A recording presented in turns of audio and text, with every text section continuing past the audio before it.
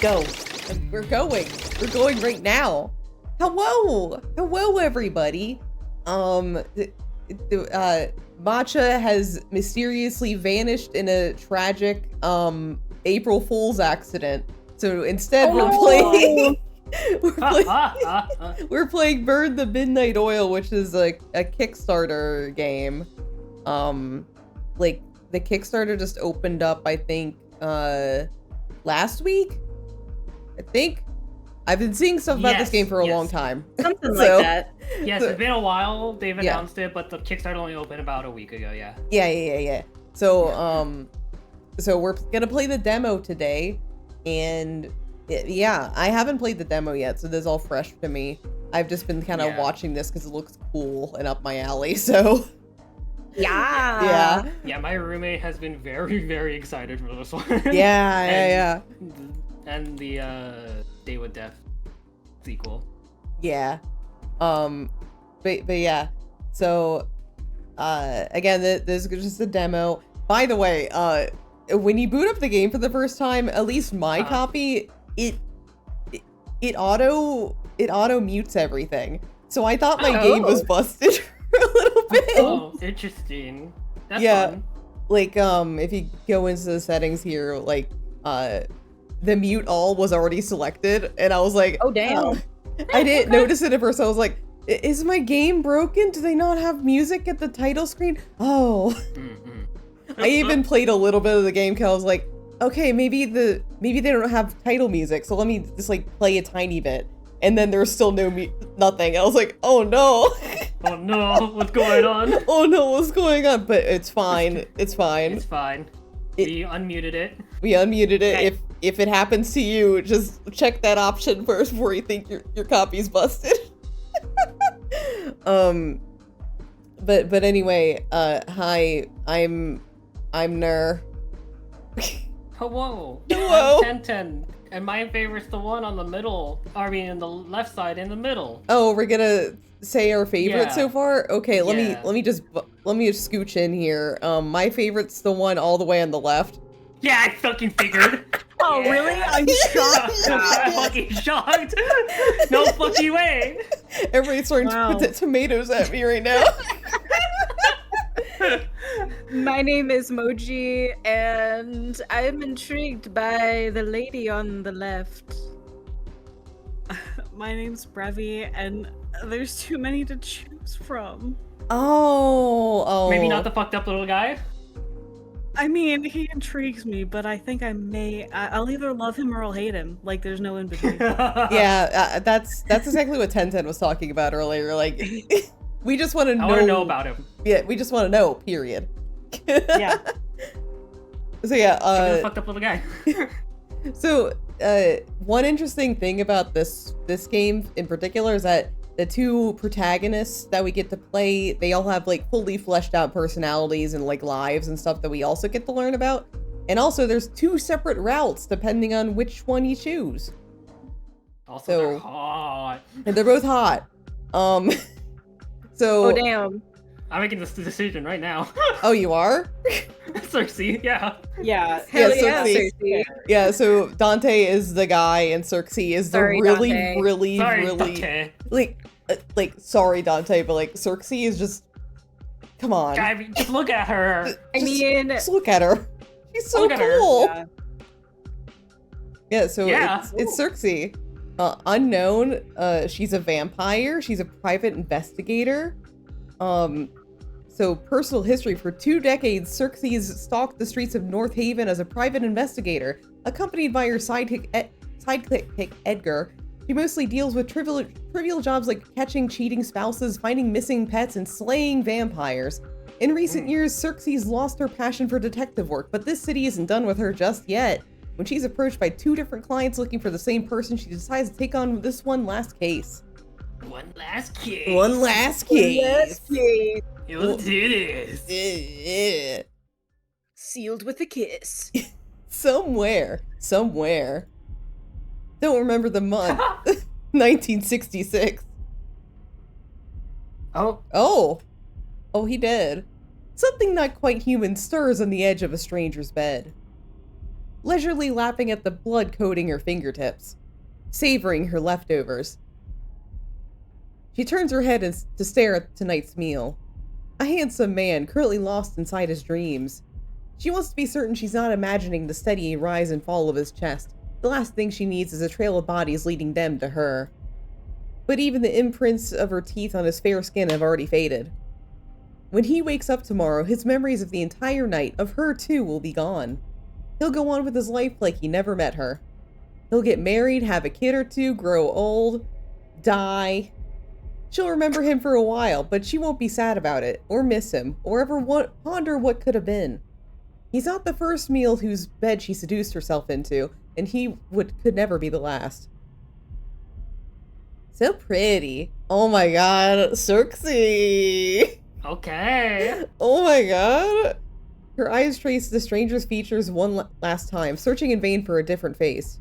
His face. Before your humanity was stolen from you, could he have been anything like this man? Or have you always worn your penchant for destruction with unbridled pride?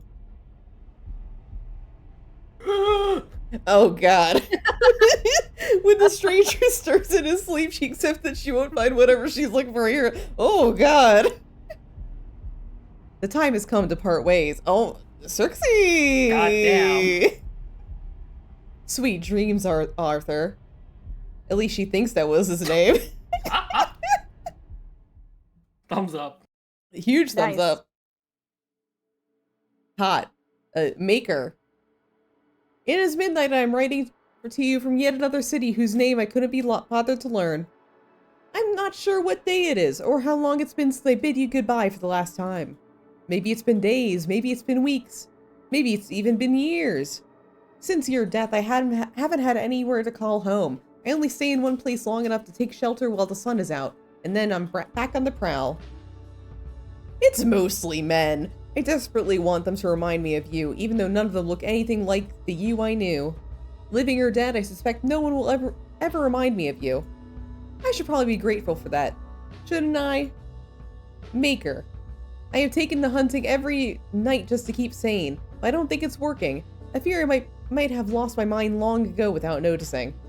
At least I don't think I'm making things worse. At least I'm keeping busy, which means I have less time to think. That's a good thing. If I think too hard or too long, I'll start thinking of you. I make bad decisions when I think of you. Uh-oh. Uh-oh. Remember how you always used to say that creatures like us weren't made for rules? I always disagreed, but only out of spite. We both knew that you were right. I hate being told what to do. I hate it so much. I'll fuck everything up for myself just to do the opposite. I miss it now, though. If you were here, I wouldn't have these doubts. I wouldn't have to worry about right or wrong. You would make all the decisions. You alone would be responsible for the terrible, terrible consequences of our actions. Without you, I find I'm no longer just lonely. I'm alone. You promised me even death could never part us. So why didn't you take me with you? Ah, shit. She slinks away from the crowd, seeking shelter in the shadows of the nearest alleyway. Oh, shit. So this is it. All those years lead to this? She's still doing the same exact bullshit she used to do when she was trailing after him, only now she's doing it alone. And to what end? What is the point of living like this? Hell, can you even call it living? What? She almost doesn't dare say it. What if I just ended it? She's already died once. Her second death doesn't even have to count. Some might call it sewer slide, but gave up on heaven a long time ago. If such a place even exists, she was barred from entry many murders ago. Murders. All things must end someday anyway. Perhaps it's my turn now. That thought brings her a strange sense of peace. She slows her heart down, leans her head back against a brick wall and just listens. She hears traffic. She hears laughter. She hears music. She hears colleagues stumbling to their next bar, arguing over who owes the next round. She hears couples spilling out of the cinema, giggling and necking whatever couples do. If she really strains her ears, she can even hear a couple of homeless drunks laughing their asses off over a joke that definitely doesn't deserve such unfiltered glee. It all sounds like life. Oh, fuck. Oh, fuck, but a lot of them. All these years. All these years. And she's ready to kick the bucket because what? Because he is gone? She can't even make it a year without him? How is that fair? It's not. It's not fair at all. It's stupid, it's stupid, it's stupid, and worst of all, it's humiliating. She's mourned enough, doubted her decisions enough. She wants to live, so she's going to live. Yeah. Yeah, that's right. She'll keep going out of pure fucking spite if that's what it took. Something drives through her chest, narrowly missing her undead heart. Oh, okay. Okay. Well, damn. Thump. Thump. Thump, thump, thump. There's a heartbeat. Beating so violently it has to hurt. It takes her longer than it should to remember that it can't be hers. Oh, hi. Her eyes shift from the improvised stake in her chest to the man responsible for it. Perhaps he's more of a boy than a man. He can't be a lot older than she was when she was changed. Not any of that matters right now. A stake to the heart, how medieval of you. The man, boy, doesn't respond. He's busy watching in horror as she rips the stake out of her chest. She doesn't flinch at the pain. It's there like an incessant little bug, but it doesn't really hurt. Never does anymore. If I may offer you some advice for the next time trying to murder one of us, don't bother with the classics. Crosses, garlic, all that nonsense, none of it works. Except the sun, but she's not stupid, so she's admitting that part. Don't be afraid. She takes a step forward. He's trembling now, but still not a word. You're the one who tried to kill me. Shouldn't I be the one to fear you? She catches her hand right before it touches his face. She hadn't even realized she was reaching for him. It's a bad habit of hers. It's always cold, so she's always reaching for warmth. Why don't we play a game? Why don't you guess what can kill me? She doesn't like the silence. She wants to make him talk. If you get it right, I'll even reward you. Generous, no? More silence. This isn't some trick. I find you vaguely entertaining, so I intend to let you keep your life either way. Still silent. She stomps her foot, frustration seeping through. You're not gonna talk to me at all? He's not even meeting her eyes anymore. She follows his gaze downwards. Ugh. Men. Interesting choice of priorities. Checking out my boobs at a time like this. Okay, who's Edgar? Oh, what? No. That's fine. I'd never do that. This guy's speaking only when he gets accused. Yeah, accused of being a lich. Well, now I'm offended. What's wrong with my boobs? Wait, I mean, nothing. But I think. I mean, I would know because I wasn't looking at your chest area. I am not that kind of man. Then what kind of man are you? He ignores the question. I was looking at that. She gestures wildly to the hole in her chest. Oh. Or rather, where the hole used to be less than a minute ago. It's already healed like it was never there. Another reason luck isn't on your side tonight. I just fed. What? I just fed so I heal faster? The blank, stupid look on his face is oddly endearing. Do you know nothing about our biology? Fucking idiot. What did you say to me? I just called you an idiot. Would you like me to repeat that? He whips out the knife she already knew he was hiding in the pocket of his coat. Don't patronize me. He points the blade at her. Or call me an idiot. If you behave like an idiot, I'm gonna call you an idiot. It's simply smart enough if it bothers you, like goddamn.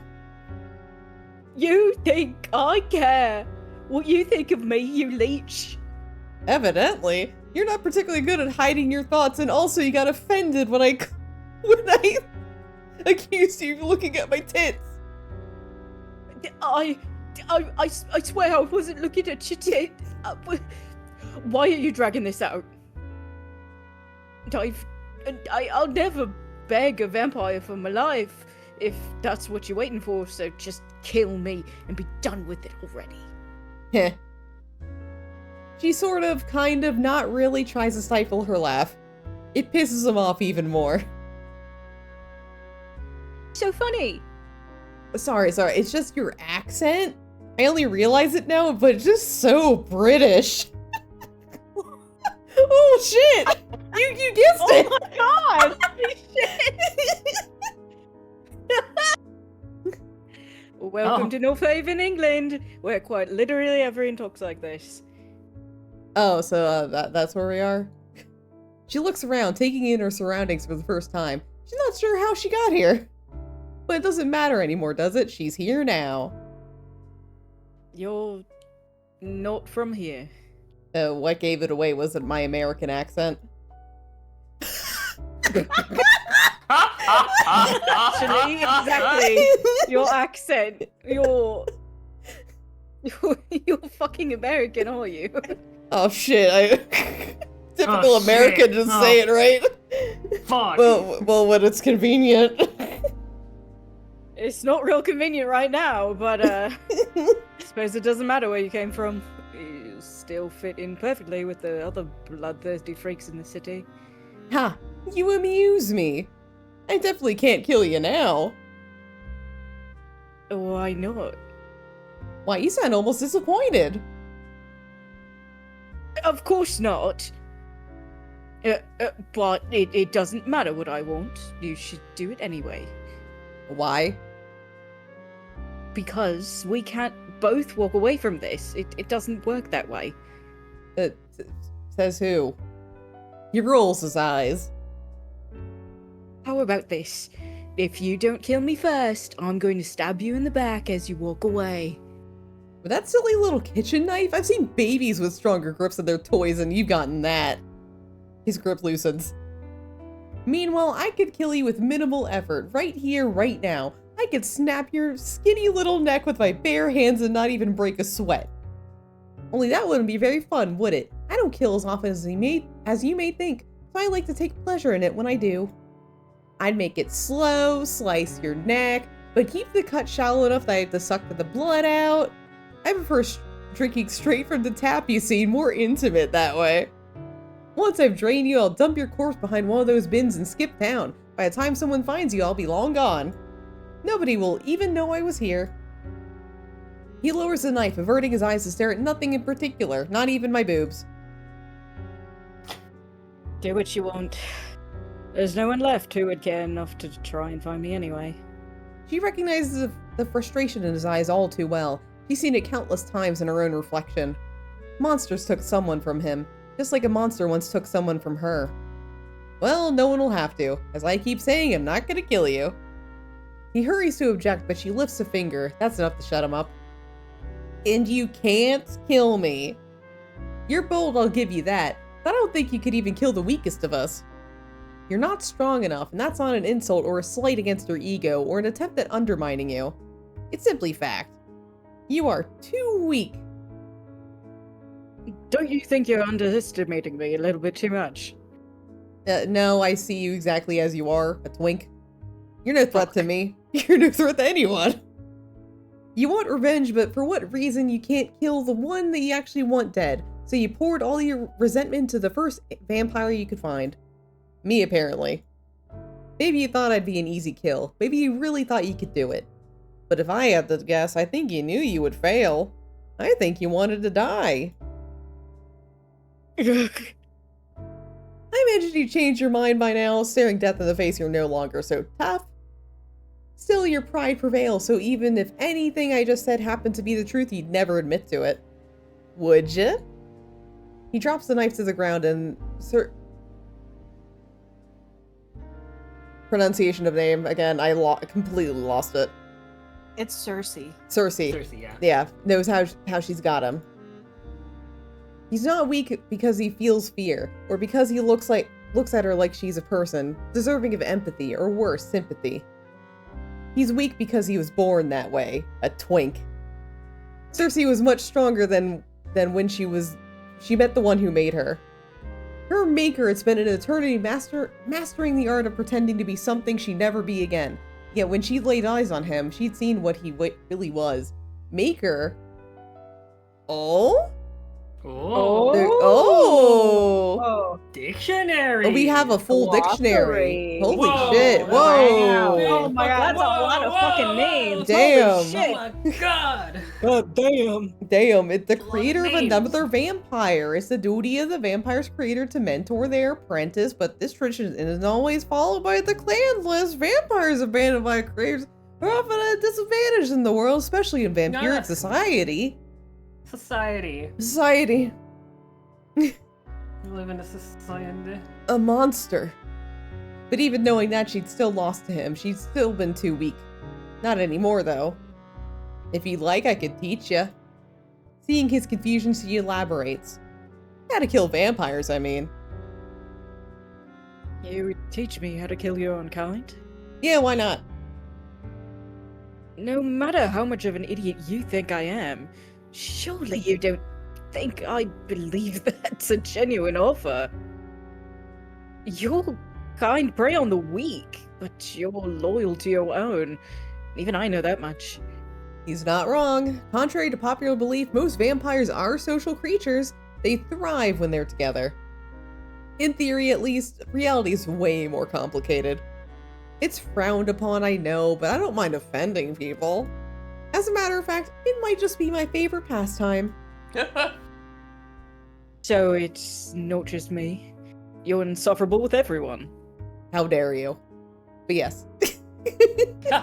Yes, I am. Fucking Cersei's a rage baiter. Yes, she is a rage baiter.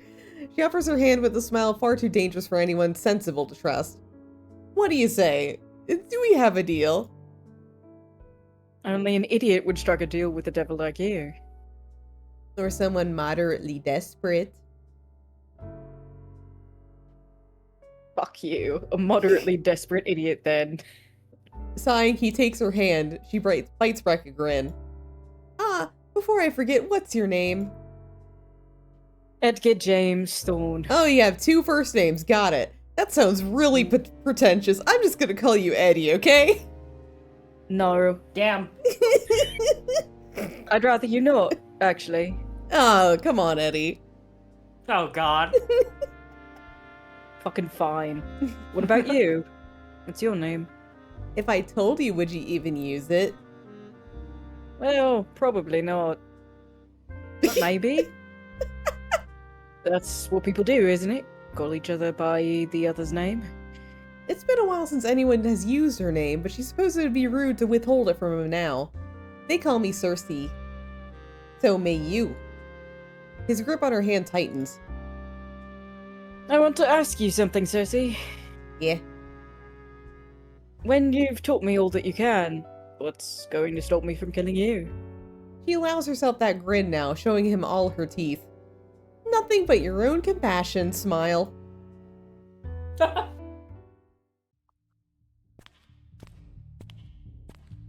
North Haven, 1986. Finding Elysium isn't difficult. You know, founded by the vampire Lazarus back in the 70s, Elysium is an underground music club, as well as the only sanctuary in all of North Haven. Lazarus created Elysium to provide local vampires with a steady supply of clean, fresh blood. Local authorities generally allow Elysium to deal with any conflict internally, as long as their business continues to keep vampire-related crime off the streets. Various spells and other magic tricks are used to keep Elysium's exact location a secret from anyone who hasn't received an invitation. Other local supernaturals know the club is somewhere underground and a little less. Supernatural? Oh. Yeah, you know, Dean, the Winchester brothers. And and Castiel. Yeah, Castiel only knows a little bit.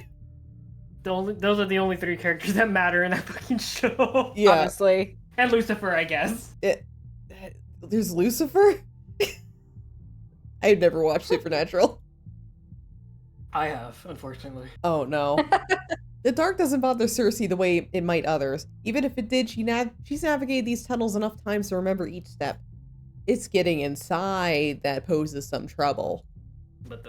It wasn't always such a hassle. Cersei was once a regular at Elysium, cautiously welcomed by its patrons because of her relationship with Lazarus.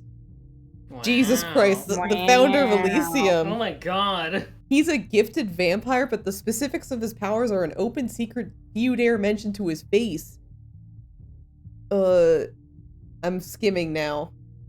Monk ears, the monikers. The what? The monikers. The monikers. Monikers.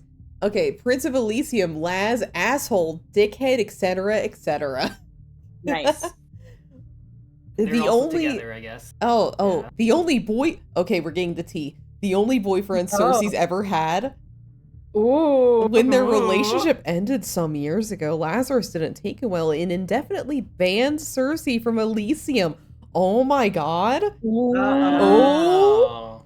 Petty. Rumor has it that the two have been acquainted since long before they even stepped foot in North Haven. Oh, they knew each other for a long time too. Oh no. Oh no. The drama. Oh. It's been 6 or so years now since she's warned to never show her face here again. Of course, that flimsy band never stopped her before, nor will it stop her tonight. The bouncer standing guard cuts straight to the point. Since you managed to find your way here, I take it you got an invite. It's not a question. Lazarus paid a pretty penny for the spells that ensure only those with an invitation will ever reach Elysium. Fortunately for Cersei, no one remembered to amend those spells when she was banned. No one changed the locks and shit. Yeah. Oh, you don't recognize me? Sorry. Should I? Yeah. But given that she doesn't recognize him either, he's probably new. Lucky me. What do they call you? Oh, vampire names. When a vampire is born, their maker, sometimes their clan will grant them a new name. It's a sign they've been reborn, but also a symbol they've been embraced by their new kin. Okay. It's customary to ask, what do they call you and what do they know you as? Oh, okay. Interesting, okay. Oh. He might not recognize her, but he'll definitely have been warned of her name. She thinks quickly. Donna. Wow. It's not going to be on the list, but it doesn't need to be. That's what her talent is for. Talent? Oh, it's... I was about to say something. I'm gonna say it anyway. It's like Twilight. Yeah. Oh god! Shut up! Shut up! Shut up! Shut up! Shut up! Oh my god. Okay, so they all have a little gift. Alright, they have can all be taught. They can all be taught. Oh my god. Okay, so it's not like God. Twilight. Never mind. Egg on my face. Donna. He flips through the guest list till he hits the bottom of the last page. Yeah, no, Donna. He takes a more aggressive stance, but it's all bravado. He reeks of insecurity. She will gladly exploit that. It's been a while, hasn't it? It might be rusty, so we can seduce him, we can intimidate him, or persuade him. Oh. Hey, chat. Hey, chat. Hey, chat. Hey, chat.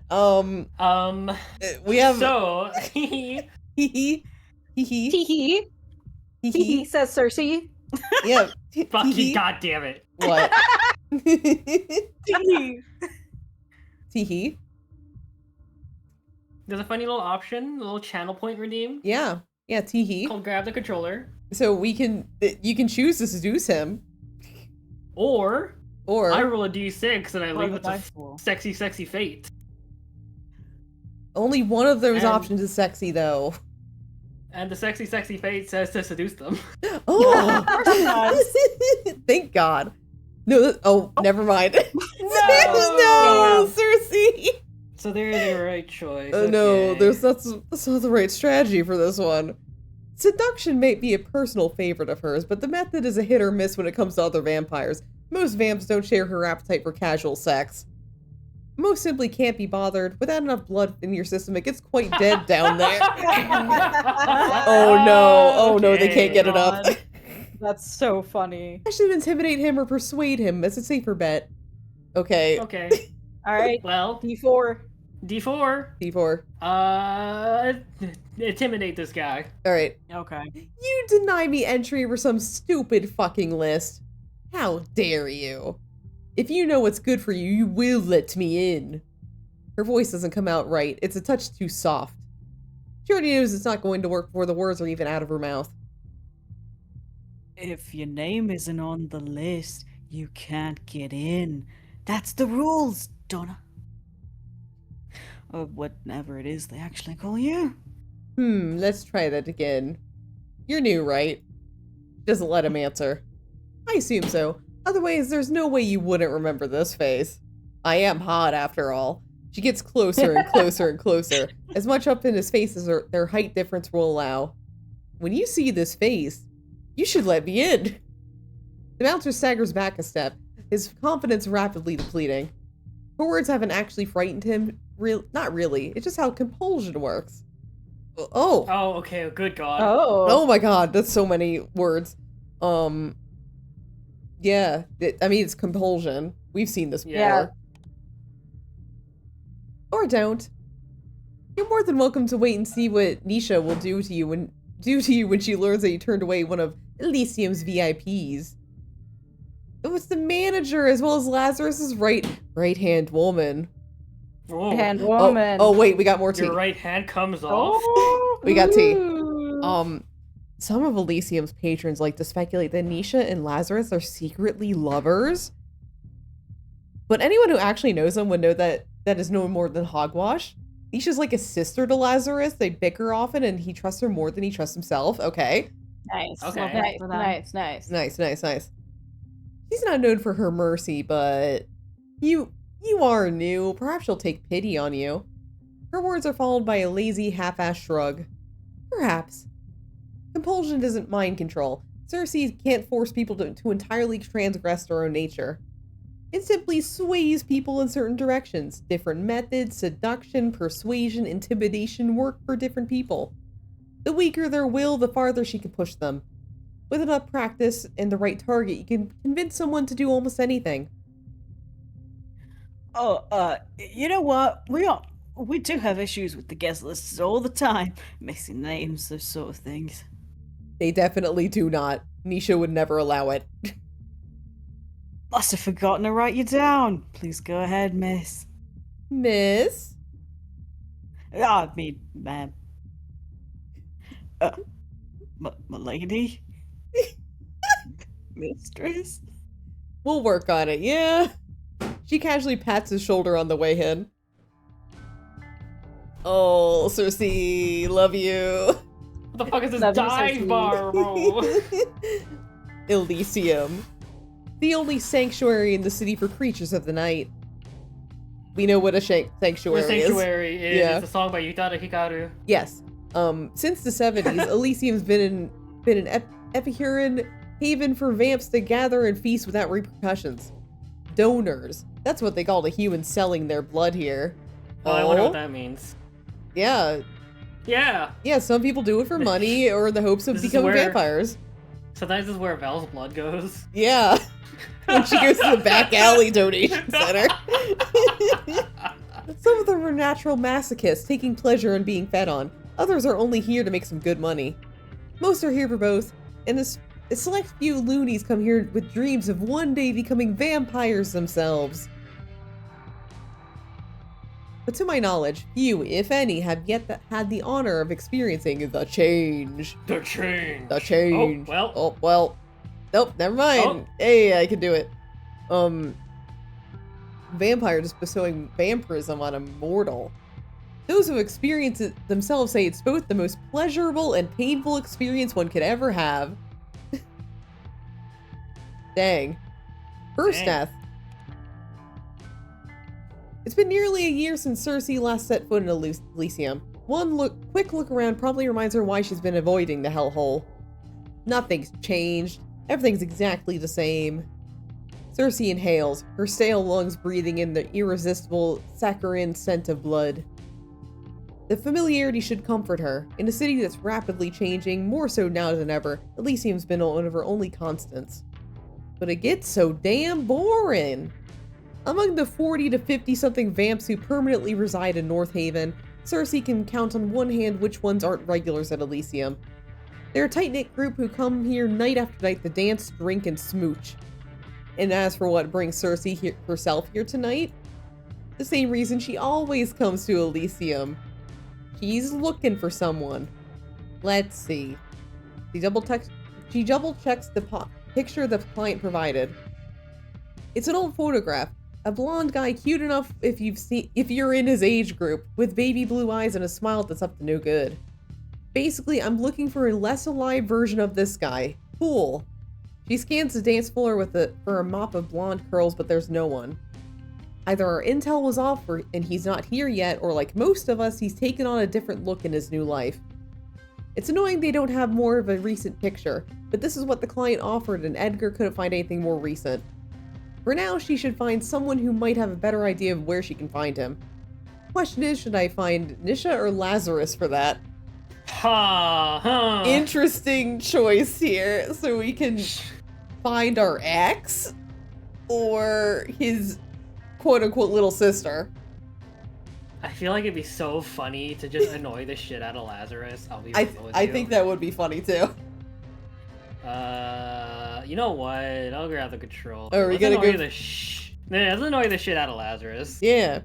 Talking to Lazarus is a horrible idea, which is exactly why she's going to do it. Fuck yeah. She already knows where to find him. He rarely leaves his private lounge.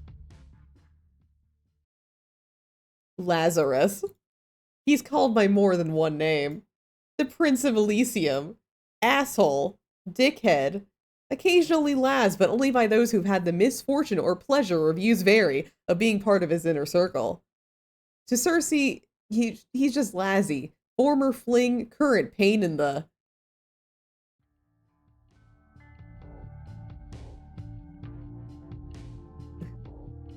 Is that... Okay, well... Yeah, go ahead. Don't act shy, baby. It doesn't suit you. Cersei steps past the guards and the curtains, eyes doing a quick sweep of the hazy room even though she knows it won't have changed. Eventually, her eyes have nowhere to go but Lazarus. He's sprawled out in that gaudy, overpriced sofa he loves to death. Watching her look, with a look that says he hasn't decided if he should be furious or aroused by her unwelcome appearance. Staring back at him, she almost understands why he captured an interest in the first place. He's got those sad, coked-up eyes teenage girls like to fantasize about. In another life, he could have been a famous rock star.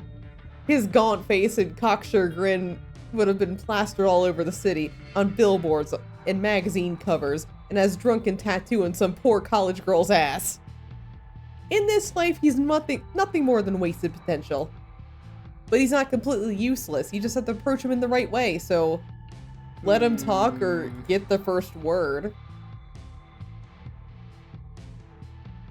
Let's see, what do the dice say? What do the dice say? Dice say let him yap. Let him yap? Alright. Yep. Let him yap. He takes his sweet time getting up. Funny seeing you here.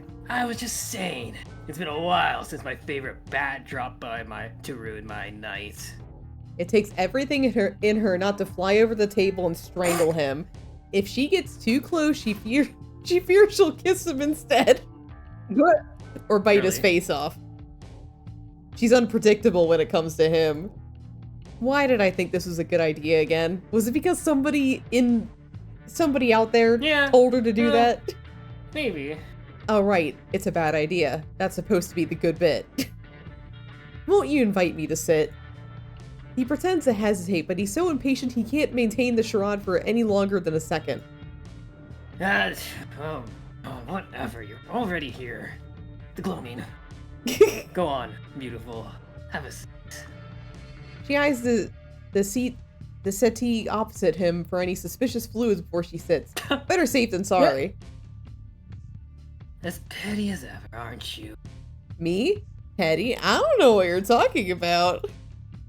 Sure you don't. What brings you here to... I'm looking for someone. Oh no! The Fuck! French. It's all. The French are always haunting us. We're never free. God damn it. The French slips out without his permission, a reminder of his real accent. Lazarus cranes his neck back and groans. Of fucking course you are. Who's the unlucky man this time? Who says it's a man? You're wearing that sadistic smile you only put on you're about to torture some poor bastard. She fishes out the photograph from her boot. Pretending she doesn't knows how his eyes shamelessly linger on her cleavage. I don't know what they call him, but I hear he's a fangling. Apparently he's been seen around Elysium the past few nights. Is that supposed to mean anything to me? Yes. She shoves the photo forward with impatience. He's one of your patrons, you tell me. Lazarus squints at the picture. Oh no, he's never been on patreon.com before. Oh, this picture better be fucking ancient. Kid has no style at all. He'll look totally out of place at Elysium. I'm not here for your opinion on his abysmal sense of fashion. Do you know him or not? He squints harder. No. I've got no fucking clue, dude. I think fuck that. I get nauseous just looking at him. And that's what you're focused on right now? What? You want me to lie to you? Kid's got an unfortunate face. That's not my fault. He turns away from the photo like it's offended him. I'm not trying to be disrespectful. You know, I actually suspect I'm allergic to the anesthetic. Cersei rolls her eyes, slashing the picture back inside her boobs. Anyways, you know very well it's Nisha's job to keep track of who comes and goes. I got more important shit to do. She eyes the glasses scattered around his table. Like drinking yourself to death over and over again? Lazarus rolls his eyes at the question. They both know why he feels the need to drink as much as he does. Nisha loves responsibility. I don't. That's why we're perfect partners.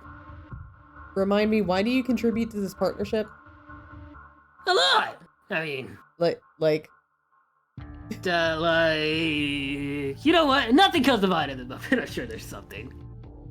Elysium might be Lazarus's brainchild, but when it comes to actually fucking running the place and actually doing things, he'll only do what he wants to do. Which isn't much. Pathetic. It's his right hand, Nisha, a human who manages everything. Most of his patrons protested when she was appointed manager, but she's had a decade to earn their grudging respect. So when Nisha finally decides to usurp you, I'm taking her side.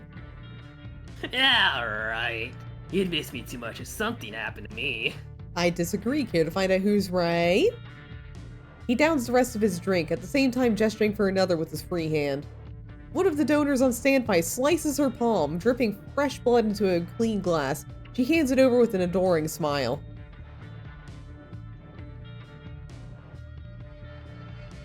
You Misty. Oh god. Thanks.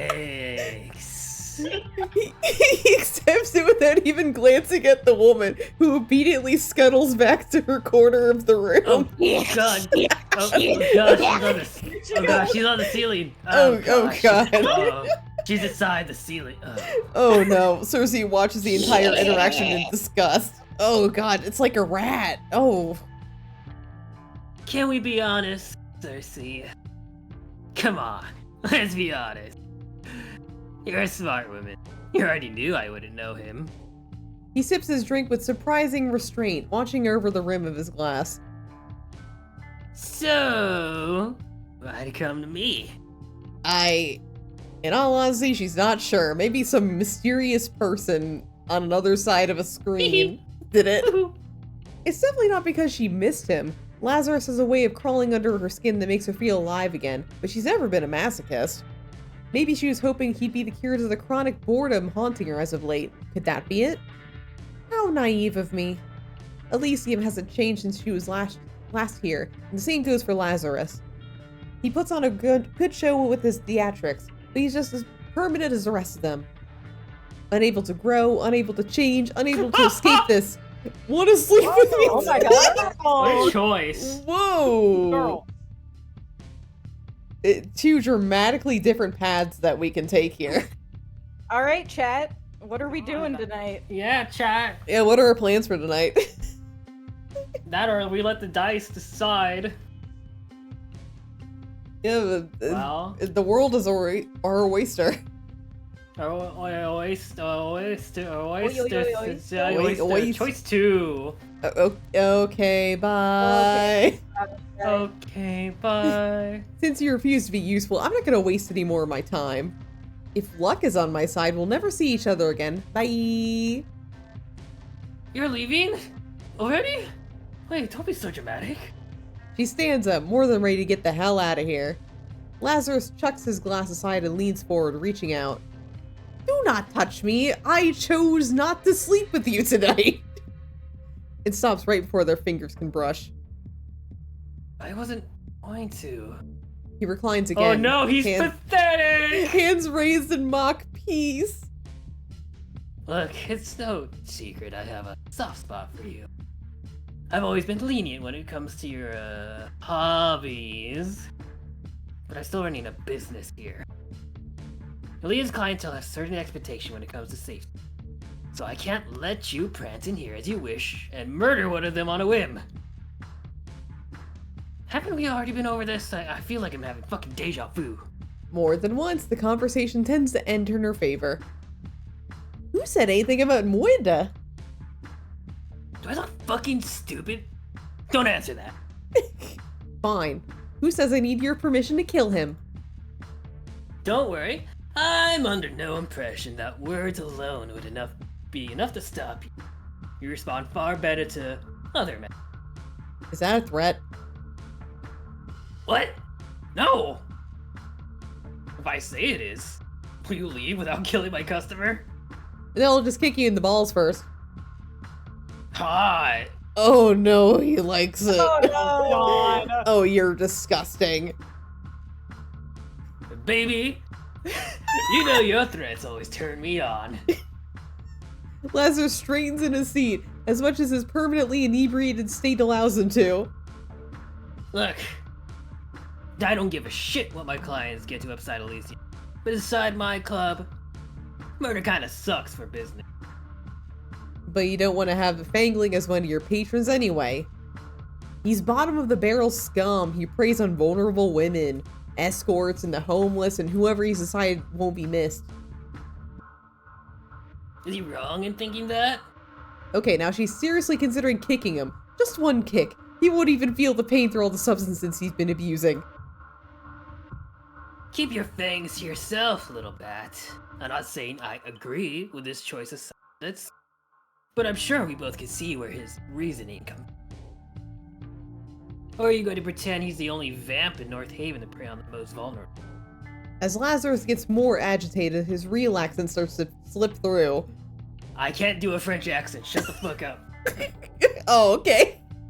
We can't all be like you, mon monsieur. We cannot all be bothered to pretend like we can be friends with our food. Cersei curls her lips in the snub. Besides, if I start judging all our patrons based on their conduct outside Elysium, I won't have any customers left. Well, Before you suggest that could be a good thing, consider this. Without an endless legal supply of fresh blood, who do you think all the hungry vamps in this city are going to feed on? damn it, he's making sense. She hates it when he does. It's only about time before he attacks one of your donors. Ugh. Now that makes him pause. Lazarus has never tried to hide his lack of love for humans, but he does care for the well-being of his donors.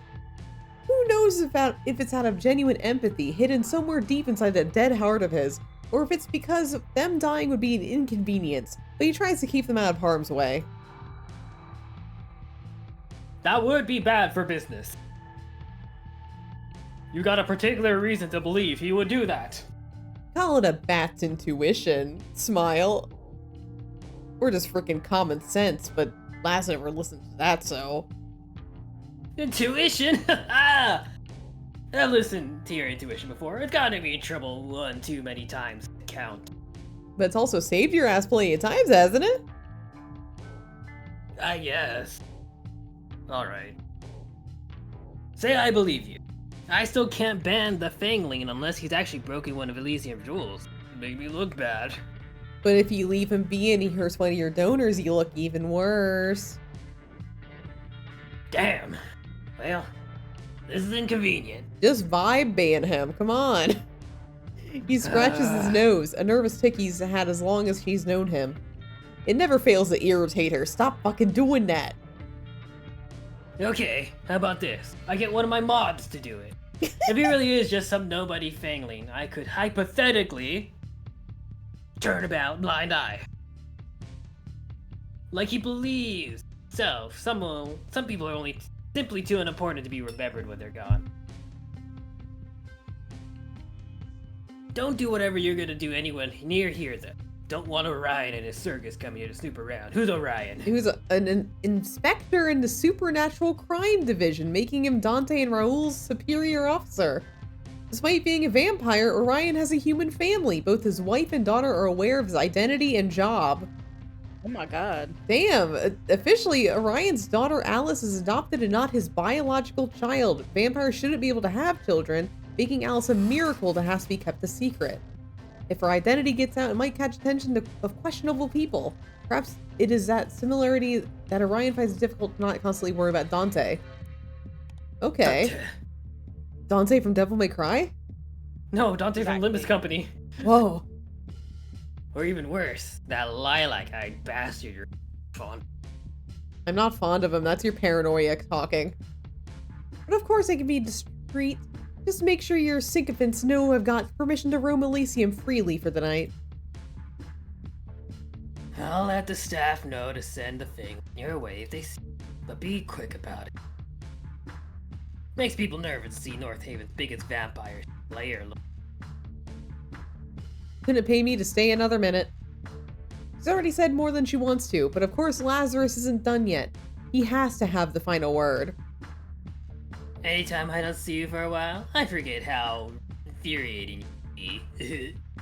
She's afraid to meet his gaze, already knowing what awaits. That look of pure, unadulterated affection. It's insanely sexy. I already said I wasn't sleeping with you tonight, sir. You're repulsive. Fuck. Have I ever told you that? More than once. Gets me rock hard every time. Oh no, he likes it. Ew. Oh. Don't worry. You don't need to like me back. I enjoy the violent sadness revulsion brings me. Oh no, he likes it. No. Because Lazarus loves to wallow. It's all he ever does. He'd done it even during their entire thing together, whatever it had been. She's happily sworn off relationships since theirs ended. Clearly not. They're not. Just not for her. And yet a part of her still. No. Love's just not for me.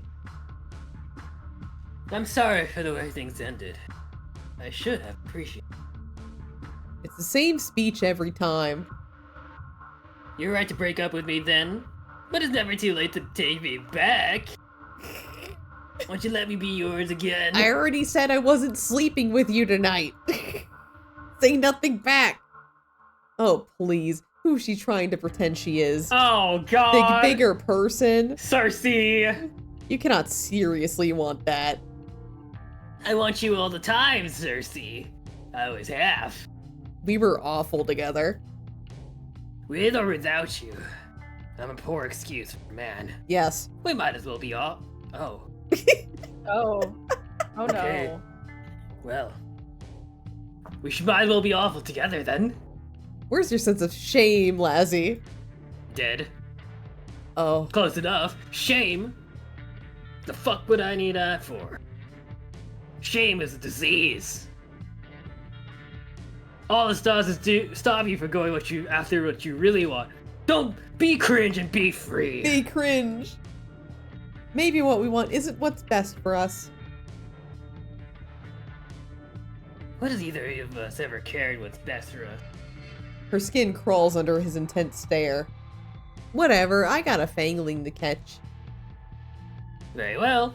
See you in a few months, I guess. Lazarus doesn't try to hold her back this time.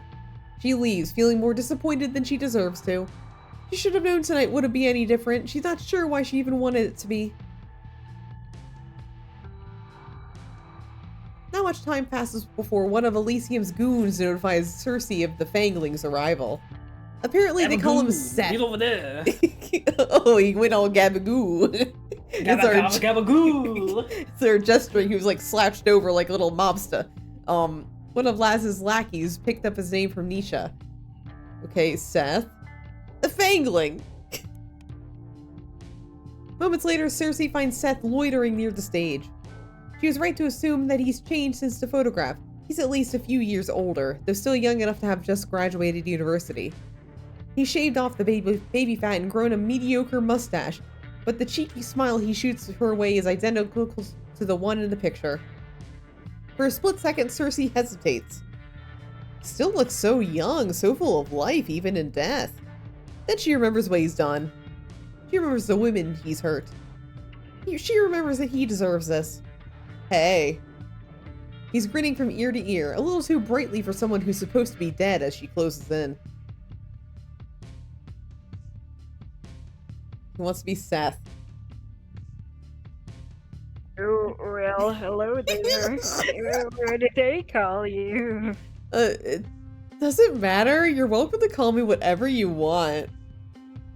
Really? I'll call you Hottie. Typical of a Fangling. Seth is a slave to his own impulses, calling me Hottie. Perhaps he's merely deferring to her as an older vampire, or he simply can't help his excitement at a woman showing interest in him first. Either way, she smiles, deciding there's no point in wasting time. Seduction has always come easiest for her. You should come somewhere with me, somewhere private. Hottie. Seth lunges at the opportunity without reservation. Sir, when? I could go anytime, like now. Where? Now. She hides her disgust behind a well-timed giggle. Come with me. She slips a hand into his and guides the overly eager vamp through the crowd. The bouncer who almost didn't let her in earlier still guards the entrance. He doesn't say anything when she sees them, simply watching as they disappear down the dark tunnel. When they get out of the tunnel, Cersei leads Seth through the streets with confidence, knowing exactly where to bring him. It's where I met Eddie for the first time 20 years ago. I spared his life that night, but I've ended many lives there since to make up for it. Seth doesn't shut up once. Do you want to read this part? I've never been with a vamp before. Is it better than sexy humans? Shouldn't we get some blood first? I'm not very good at keeping it up. He enjoys the sound of his own voice too much. Not even once has he questioned her silence. Cersei stops at the end of the dingy alley, far away enough from Elysium to maintain her end of the deal. Seth looks around with a frown. You want to do this here? Wouldn't a nice girl like you prefer a hotel? I mean, unless you're like a voyeur or something. Not a girl. Seth's jaw drops stupidly. You mean you're trans? I support that. I was referring to my age. I'm a woman. Oh, yeah. Yeah. Okay. So you're like experienced. Anyway, I'd invite you back to my place, but it's not real. I don't have one. I'm kind of homeless. I just rolled in.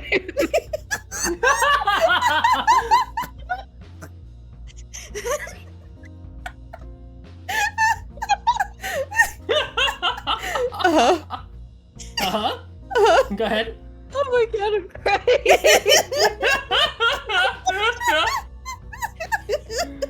Uh-huh. Like, What's with these guys? Just rolled. It's like one of my Japanese animes.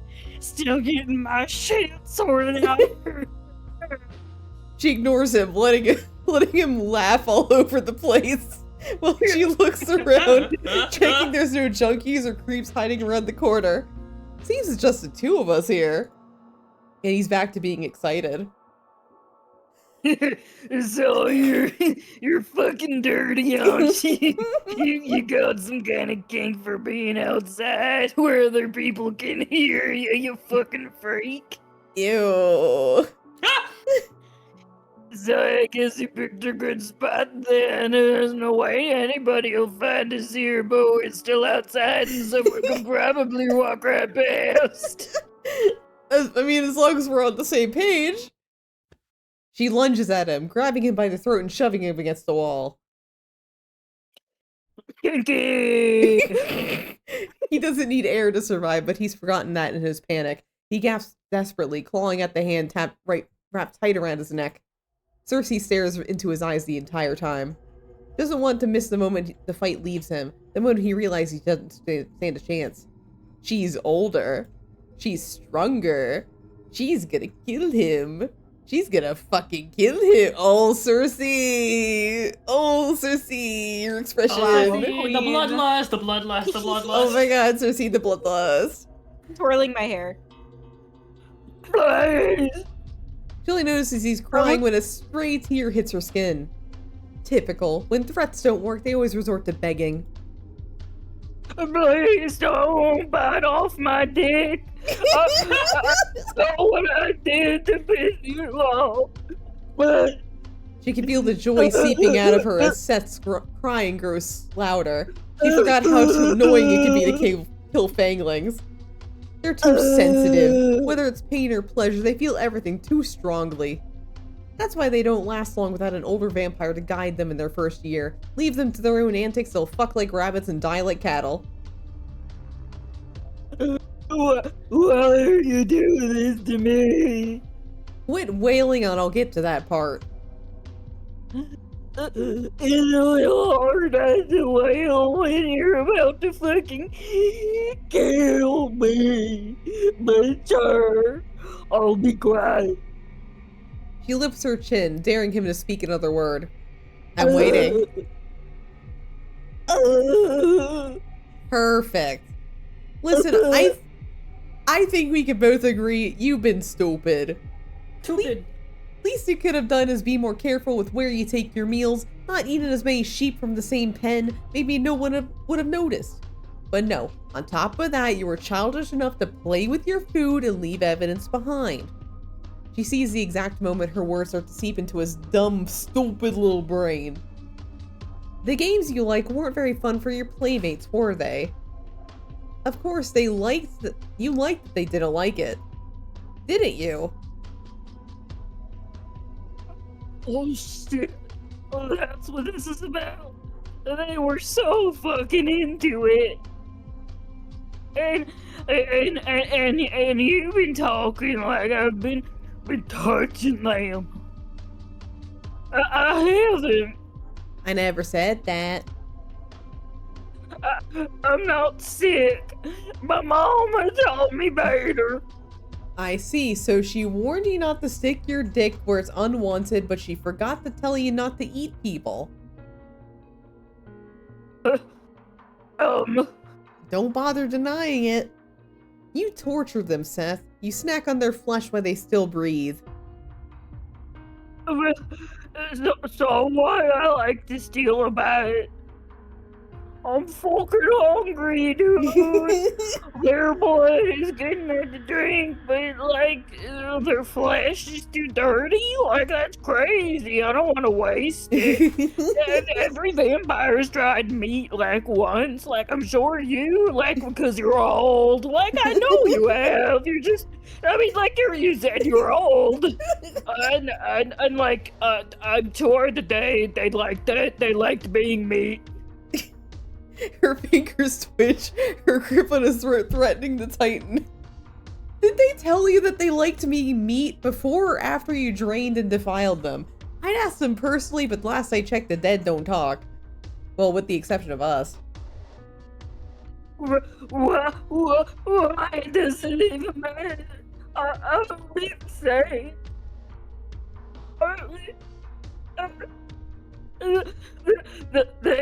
She just no, it's not fair to judge me. We're all fucking vampires. We're apex predators. We're at the top of the food chain, and I can eat whatever I want. Who cares what happens to the cattle? God, can you get any more cliche?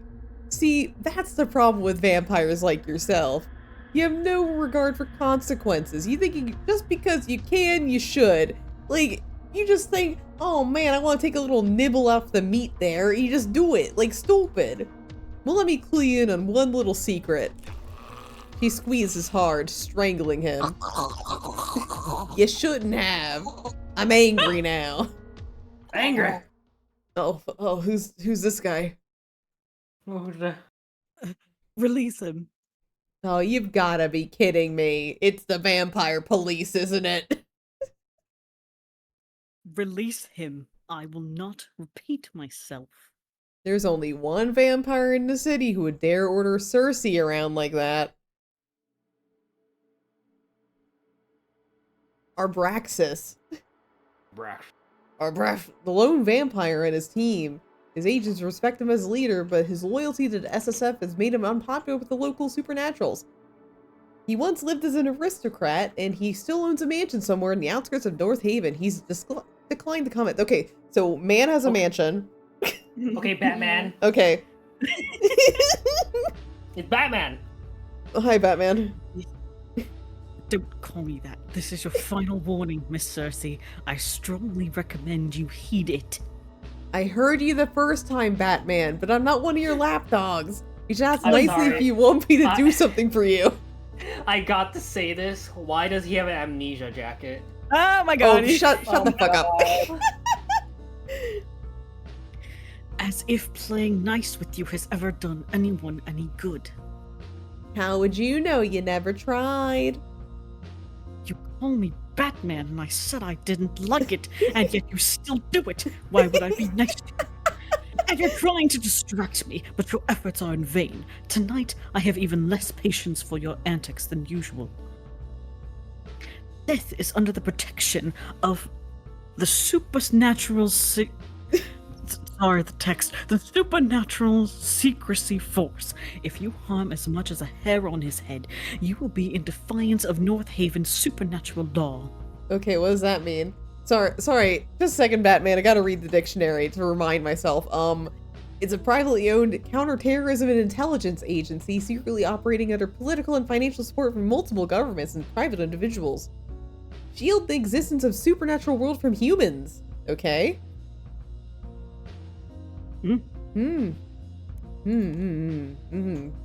got it, Batman. Purely out Do of you always carry that around? Yeah, always. It's like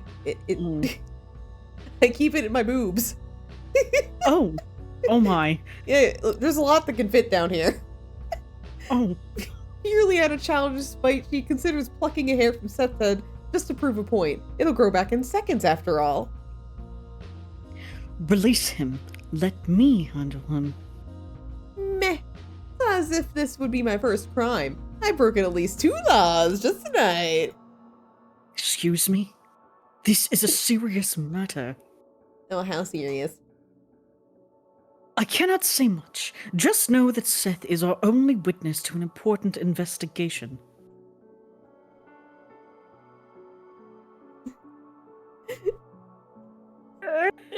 important? I would advise shutting up, Seth. He is?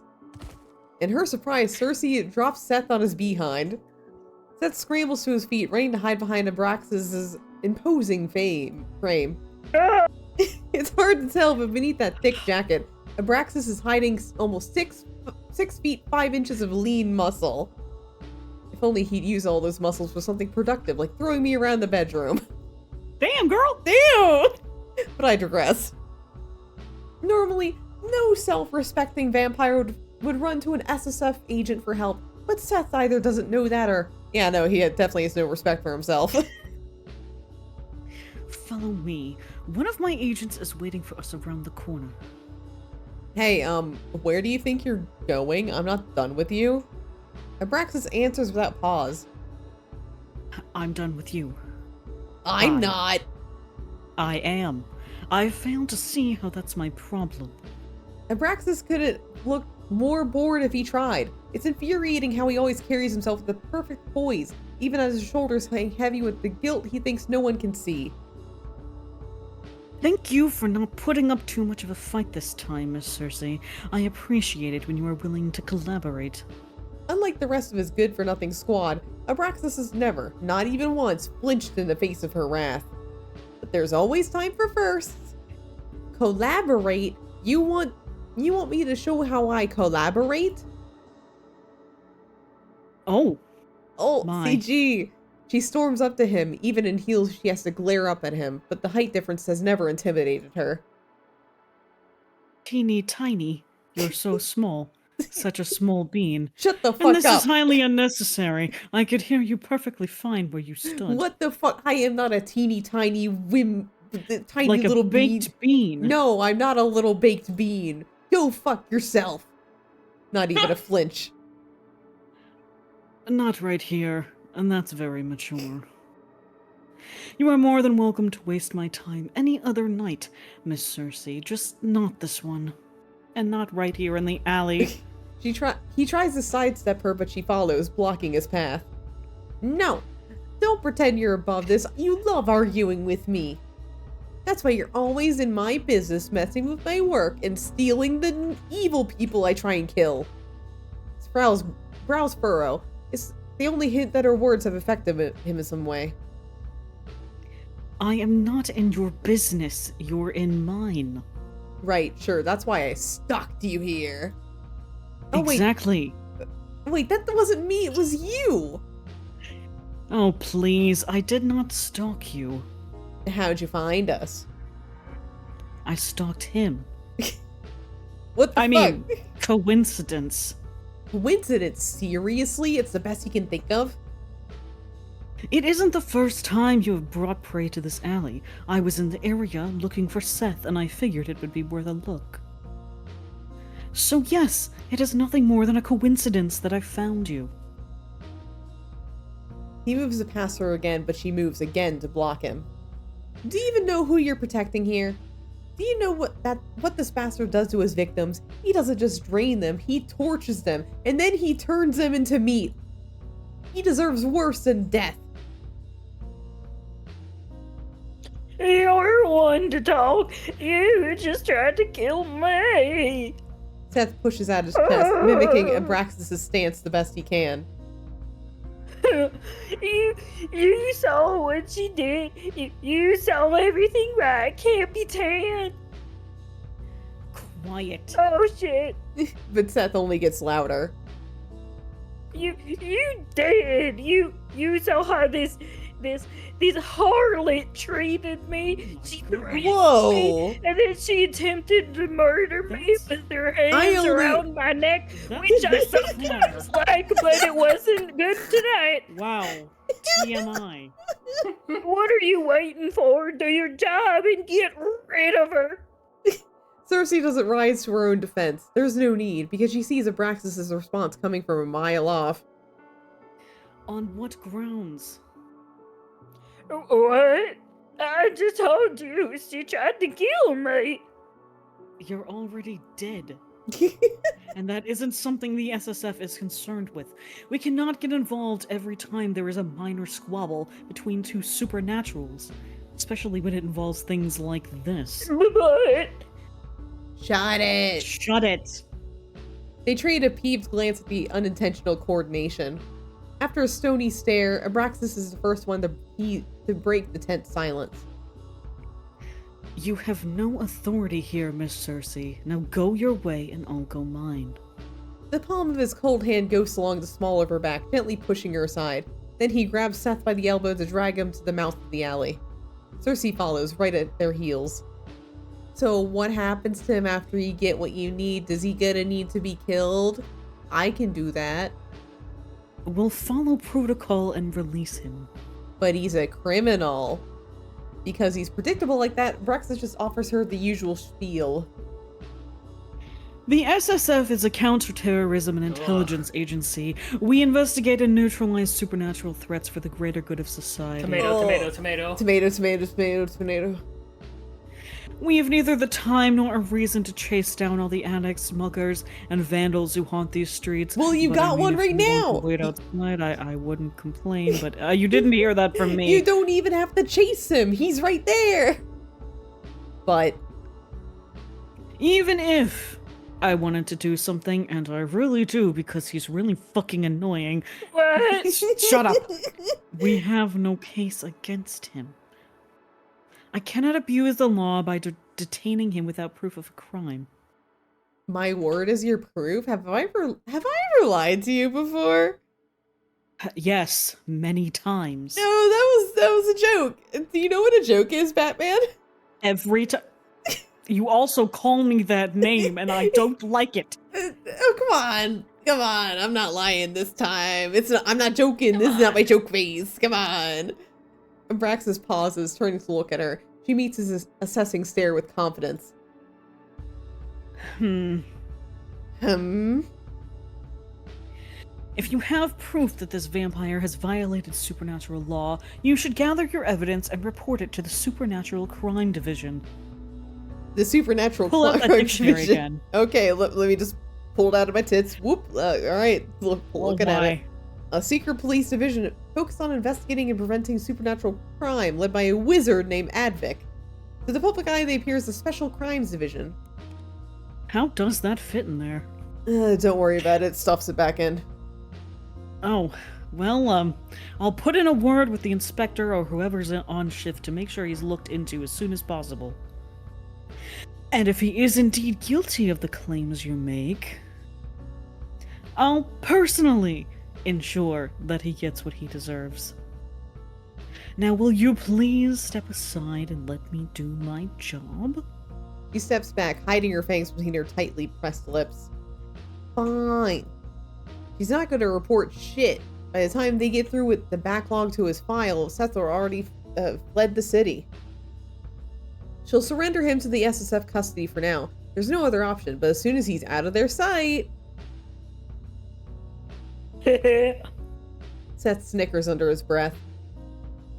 Serves you right, you stupid bitch. Hey! Whoa! 1 second, Seth's taunting her.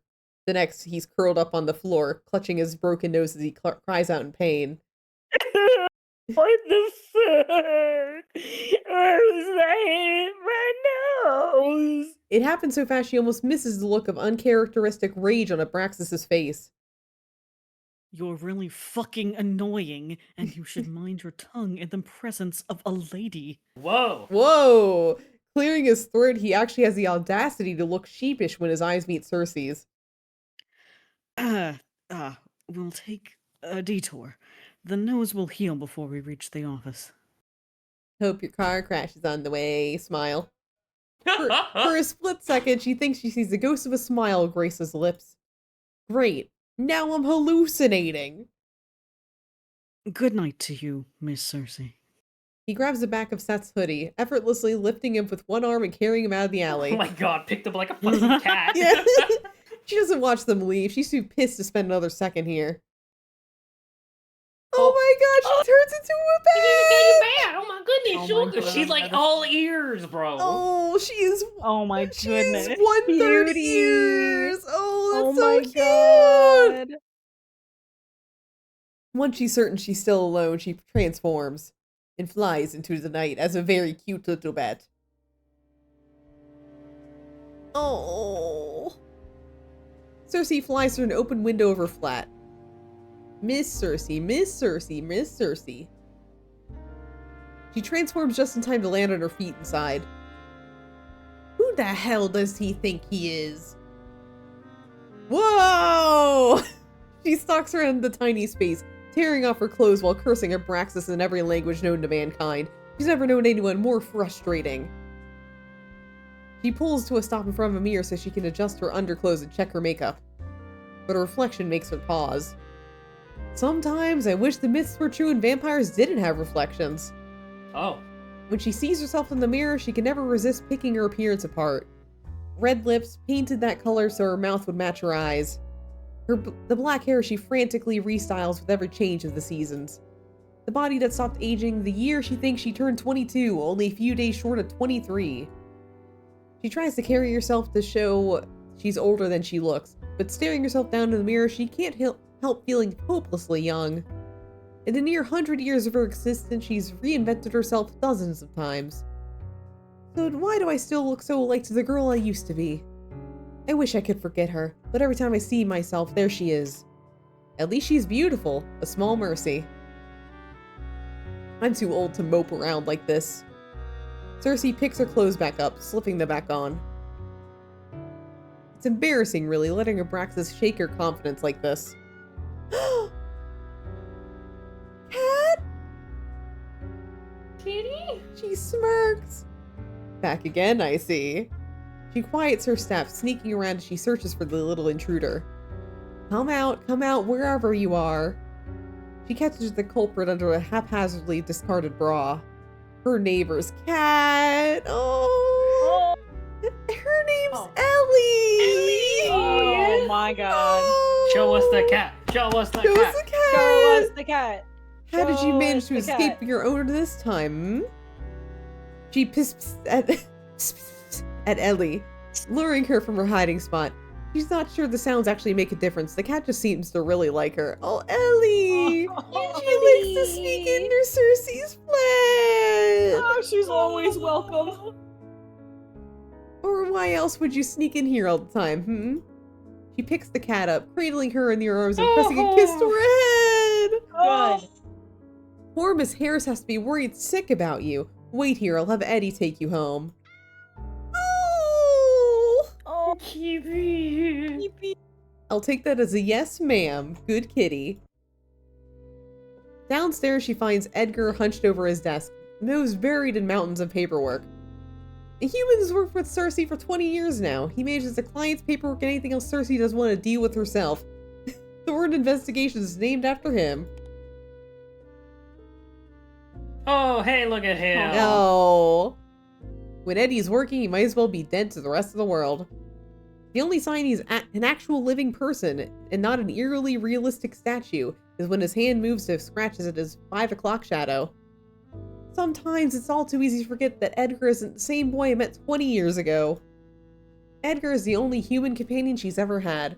She knows their relationship isn't conventional. Vampires don't keep the company of humans they aren't feeding on, or sleeping with, or planning to change. But Edgar isn't a blood bag, or a quick fuck, or a toy to her. He's a friend. Perhaps her only friend in this world. When we first met, we looked the same age. Perhaps that's why it feels so strange to watch him grow while I don't. Growing old suits him. Where he used to be cute, he's now handsome. He's not True. a twink anymore. He's not a twink. He's a haggard man. At least in her opinion, that is. Okay, are we gonna scare him or slip into his lap? What are these options, Cersei? Cersei, has... What the fuck? Cersei! Let's see what the dice say. Choice 2. Oh. Slip into his lap. Cersei crawls over to the desk and into his lap. She buries her nose in the collar and inhales. He smells the same as always. Like coffee, tobacco, and cheap body wash. Comfortable? She's done this enough time that it barely phases him anymore, which is disappointing. How many times have you done this, Cersei? What the fuck? Cersei! Oh well, it just means she has to try a little harder to fluster him. Very comfortable. Glad one of us is. Bored, she slips out of his lap and sits on the edge of his desk instead. You'll never guess what happened till... Abraxas messed up on the job, right? Didn't he? She was talking about Ellie, but being reminded of Abraxas sours her mood. How'd you know? Heard you cursing up a storm upstairs. Ah, right, thin floors. Edgar doesn't ask for details, well aware Cersei will supply them regardless. It never takes much for her to go off on another one of her rants about Abraxas and the supernatural secrecy force. They've been a thorn in their operation since the very start. Separate from the Supernatural Crime Division, the SSF are an intelligence agency specialized in so-called counter-terrorism. Bluntly speaking, they've been ordered to do whatever it takes to ensure that the existence of supernaturals remains a secret from the larger world. They spy and manipulate the narrative behind the scenes, only stepping forward when the incident grows big enough that it threatens exposure. On occasion, they will even directly eliminate assumed threats. The SSF higher-ups are all mortals, but they send supernaturals like Abraxas to do the dirty field work for them. Many would insist that the SSF are a necessary evil, but everyone still thinks supernaturals who join up are sellouts. Innocence or guilt matters little to the SSF. Their job is, quite literally, to brush things under the rug, usually at the expense of non-humans. Cities that have experienced a rise of vampires don't let the SSF anywhere near it if they can help it. But just single or several vampire clans have set up a stronghold in a region. Oh, okay. Paris is Europe's largest vampire stronghold. Oh, why? I don't know. The damn French. But in places like North Haven, it's hard to get all the different non-humans to agree on anything other than not wanting humans to discover us. No, I'm not surprised that they intervened again, but I am surprised that they haven't shut Thorn investigations down yet, given our egregious list of violations. Oh.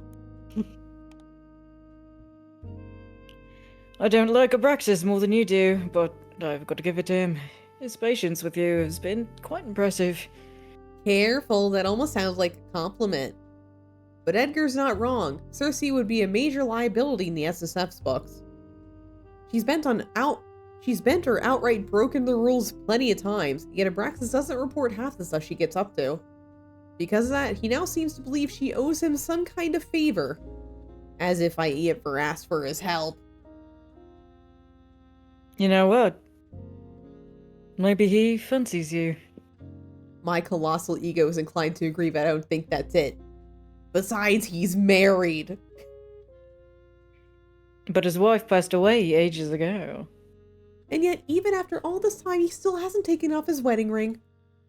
About 15 years ago, when they'd spoken face to face for the first time, it'd been one of the first things she noticed about him. At the time, she'd been disappointed, assuming his wife was still alive. She's done a lot of awful things without guilt, but sleeping with married men was something she liked to avoid. In hindsight, she recognized she dodged a bullet, even if only barely. It's a long time. I suppose. Edgar scratches his nose bridge, giving away how nervous he is. It never fails to amuse her how easy he is to read. Well, that's quite sad, isn't it? You must have loved her very much. Must be painful, missing someone that long. I guess. Cersei knows far too well what it feels like to mourn someone you'll never hold again. And that doesn't have to mean you love them. But Edgar wouldn't be thinking about her experience in this moment. He must be thinking about his sister. On to more fun matters. Remember what day it is? With everything going on tonight, she'd nearly forgotten herself, so she can't say she blames him when Edgar pulls a face that says he definitely doesn't remember. Of course, I remember. It's February 19th? 21st? First of all, it's March. Fuck. Is it really? I could never tell when it's raining all year round anyway. Shit. Oh, fine, I'll tell you. It's our anniversary! Oh, what now? It's been 20 years since the night we first met when you tried to kill me. Oh. Is that something to celebrate? A joke about it or pretend to be annoyed?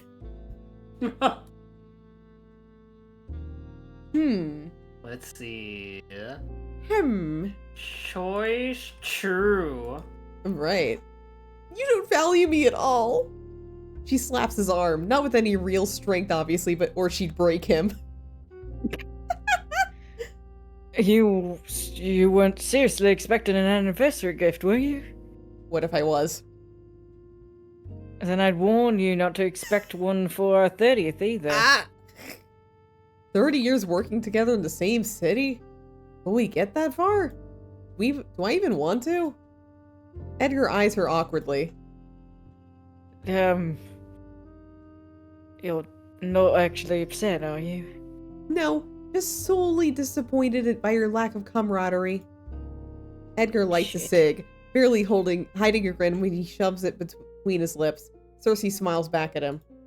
This kind of banter has long been part of their daily routine. She provokes him. He retorts with some snark. They laugh or roll their eyes, or then rinse and repeat. It had taken a while to get there, of course. When they'd first met, Edgar was so angry with the world, he took everything as an insult. He's mellowed out over the years, gotten better at reserving his anger for when it's actually warranted. Most of the time. I should let our client know that we didn't get the fangling. Bleh. Bleh. Bleh. It's annoying, but they don't have any other option. Your anonymous client was clear in their instructions. Seth must die tonight, or else no reward. With Seth in the SSF's custody, there's no way they can get to him before the sun's up. Ugh. I just realized. We'll have to return the deposit, won't we? It's the right thing to do. Can we afford to do that? Per your request, we've taken fewer jobs as of late, so we've stretched even thinner than usual. If we want to feel more secure about keeping the lights on, you can take on a few more cases. Or spend less on clothing. How dare you? Why would I do either of those things when you're always working so hard to make sure we're a month ahead on rent? I've only got so much air, Cersei. I've only got so many dresses. Edgar heaves a sigh. Thought you might say it. I'll just take it out of my own pay then. She nods, pleased with his quick thinking. Anyway, that can all wait till tomorrow. Let's go to the Golden Cat to celebrate our 20th. Oh, what's that? A pub frequented by supernaturals. Aw. You don't need to use our anniversary as an excuse. We go there every night. But tonight will be special. Drinks on I like me. his smile. Aw. It's kind of like wet, sopping, pathetic man. Yeah. Well, technically it's our rapidly depleting business funds that will be paying, but the sentiment stands. You sure know how to spoil a bat. So, that's a yes. Yes, yes. Alright, just fetch me my coat. Why do I feel like I'm forgetting something important? The cat! Ellie! Knock, knock, knock. They share a knowing look. I only know one person who knocks like that. You take it. Oh, but I always answer the door. Knock, knock, knock, knock. Only because you're so good at it. Edgar puts out his cig and walks over to the door, opening it to reveal... Gosh, Cersei, thank goodness you're still here. Mrs. Harris, their next door neighbor, rushes inside. Oh, she never complains about the strange guests who frequent her neighbors at odd hours. She's a kind old woman who thankfully never complains about suspicious people going in and out of Thorn investigations at all hours. Helps that her eyesight isn't what it used to be.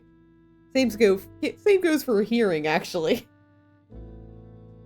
Oh, Oh, I'm so sorry to bother you. I know how busy you are doing your detective work, saving the day and all that. You're like little superheroes.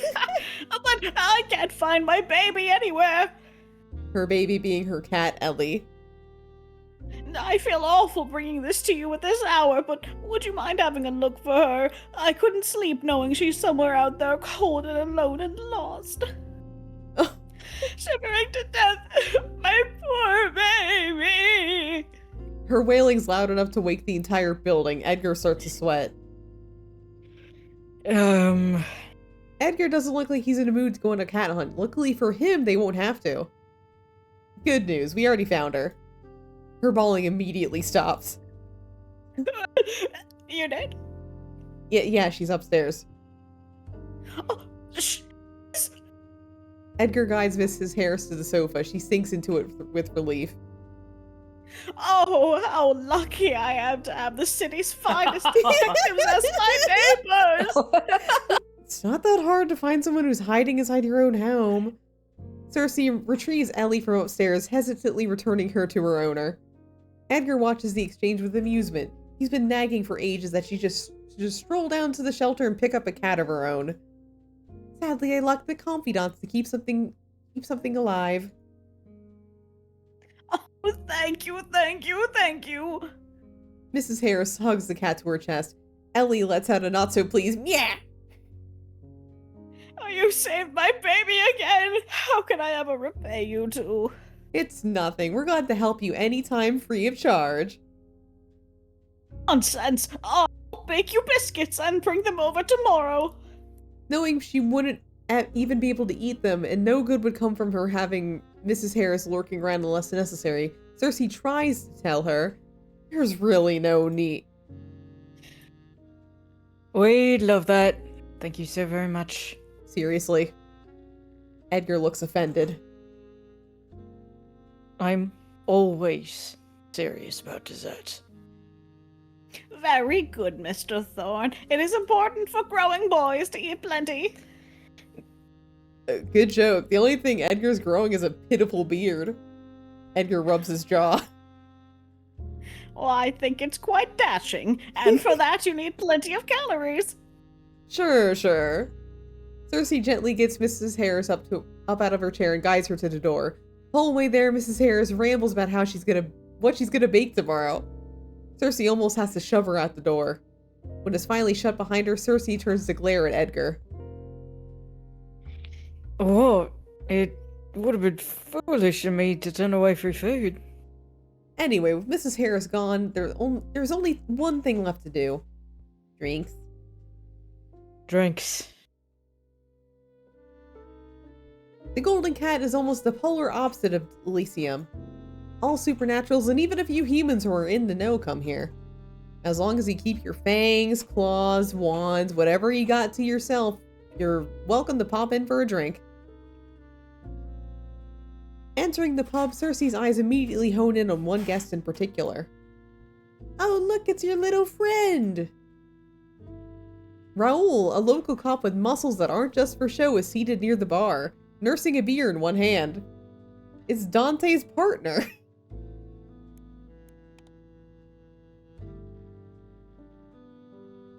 Don't call him that. The way you phrase it makes it sound indecent. But he is your friend. Last I checked, your only friend. I have other friends. There's Richard, back in my hometown. Though I haven't spoken to the prat in some time. I haven't thought about him for a while either. And there's, you. We're friends, aren't we? Oh! Yeah, of course. Embarrassed by how much his words mean to her, Cersei's quick to change the subject. Thankfully, Edgar doesn't seem to mind, looking more than a little flustered himself. By the way, Raoul's like, gay, right? What makes you say that? He's never responded to any of my flirting. Perhaps he's just not into you. No, he's definitely gay. She only flirts with Raoul to mess with Edgar, but it surprises her Edgar hasn't noticed his friend's not into women. Is he really so oblivious? Or is Raoul just that private? Maybe it's easier for her to tell because she enjoys the company of her own sex. Wait. You've been flirting with him? That's what he's mulling over? Oh my god. They walk up to Raoul. Edgar greets him first. Evening, Raoul. Did you get off work early tonight? Edgar and Raoul have an interesting friendship, if you can even call it that. They meet up every few weeks, but it's never a planned thing. They'll just sit next to each other and chat over a few drinks, bonding while over being humans in a world of supernaturals or whatever. Oh, hello, Edgar. Unfortunately, I'm technically still on the clock. You never notice this, Edgar? Like, he does this all the time. Good to see you as well, Cersei. Have you been well? Raoul nods to Cersei, acknowledging her too. He's smiling, but she can't tell if it's out of politeness or if he's genuinely happy to see them. Sure. What about you? Are you here on official business? Anything we should look out for? Well... She takes a look around. Where's your pup, by the way? We're to see you without him. Barely a moment after he's mentioned, Cersei watches Dante, Raoul's police partner, step inside the bar. You know, Dante from Devil May Cry, half human, half hellhound, who works in the supernatural crime division. Pretends to be a werewolf. Okay. Well, okay. Pretend to be a furry. Pretend. Pretends. Speak of the devil, here's the little furry himself. Or werewolf, I guess, if we're being technical. Dante looks a little out of sorts, hair sticking up even more than usual. He notices them immediately, but doesn't spare them as much of a grunt of acknowledgement. Rubbing his arm, he instead stops at the other side of the bar to order a beer. I've always thought of him as a loose cannon waiting to burst, but he looks especially on edge tonight. Something's rattled him. Then again, Dante's never behaved the way you would expect an officer to. Perhaps that's why I mind him less. Is he avoiding us? I think he can hear you. Yes, that was the point. She raises her voice. Perfect timing, Dante. We're just talking about you. What? No, we weren't. You do realize that when you say it like that, you only sound more suspicious? Shit. Cersei. Raoul rests his chin on his palm, watching the scene with a little too much amusement for her liking. For some reason, Dante seriously freaks Edgar out. Now, this shouldn't be so surprising because Edgar's been easily scared as long as Cersei's known him. However, he's especially intimidated by Dante. To his defense, Dante does look like he'd punch your lights out if you look at him the wrong way on the wrong day. But you'd have to be plenty stupid to try something on Eddie when I'm around.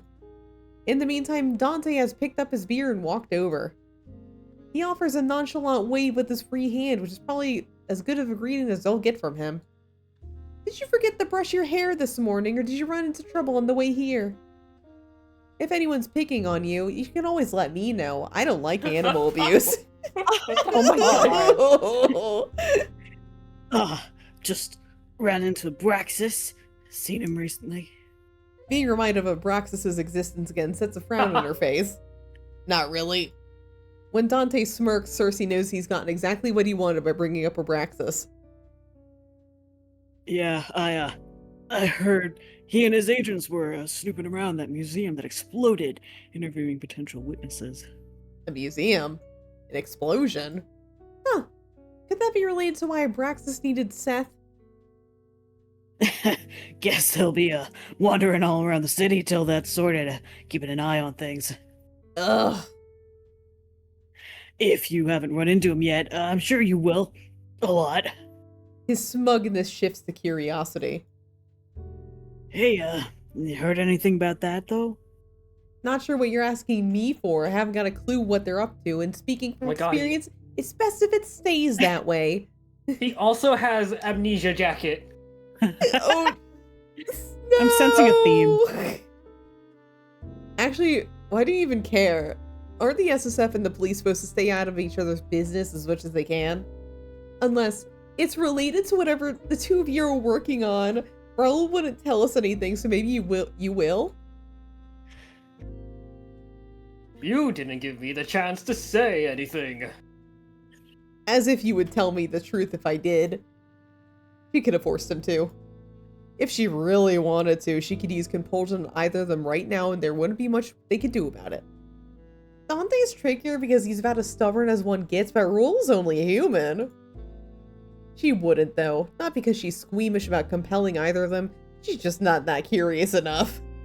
Still, if Dante will tell her anything, she'll take it. Well? Since you asked so nicely. No. What the fuck? You suck. I don't. That's your job. What the This guy's a fuck? fucking asshole. I love him. Edgar, itching to get away from Dante, interrupts. Okay, well, you two look busy and we're in desperate need of a drink, so we'll leave you to it. But Come on, Cersei, you've bothered them enough for the night. how dare you? I'm perfectly lovely and pleasant to be around. Ha! Raoul waves to Edgar. Good to see you, Edgar. Yeah, yes. Cheers. I guess. Cheers. Bye. I appeared. Edgar takes her arm and she begrudgingly lets him pull her to another corner of the bar. They nab their usual seats close to the bartender. When they drink a lot, so it's good to have easy access. Chug, chug, Chug, chug, chug, chug. In order to maintain some level of dignity, we've agreed to never discuss exactly how much of our income goes to the Golden Cat. Oh, okay. The bartender is swift. In a minute, they have their usuals in front of them. Some cocktail for Edgar and a totally not conspicuous glass of red wine for Cersei. Wine. Yeah, wine. So when are we gonna address the elephant in the room? Edgar sips his cocktail, raising a single brow at Cersei's question. I'm talking about your addiction to sugar. Should be criminal to even call that a drink. It's about 1% alcohol and 109% sugar. Oh, just the way I like it. Not sure those numbers add up. Besides, what right do you have to judge anyone based on their drink choice? You order the same thing every night. Why waste money on alky when it just spoils the taste of what I really want? I thought alcohol enhanced the taste of blood. Actually, I can't believe I've never asked you that before. He knows exactly why he hasn't asked. With each year that passes, Edgar grows more determined to avoid acknowledging what she really is. Depends on the vamp, but nothing will ever beat drinking it fresh from the tap. And have you started doing that again? She doesn't miss the regret in his eyes before he averts them. Still, she can't help the irritation she feels at what he's insinuating. Not since I ended things with Lazarus, you know that. Right. But you think that's a lie. I didn't say that. Even if I were doing it, I'm not like that fangling I met tonight. I have self-control. I'm fully capable of making my own decisions. I don't drink from people who don't want me to, and I certainly don't drain people, so you can stop looking at me like I bit your pasty ass.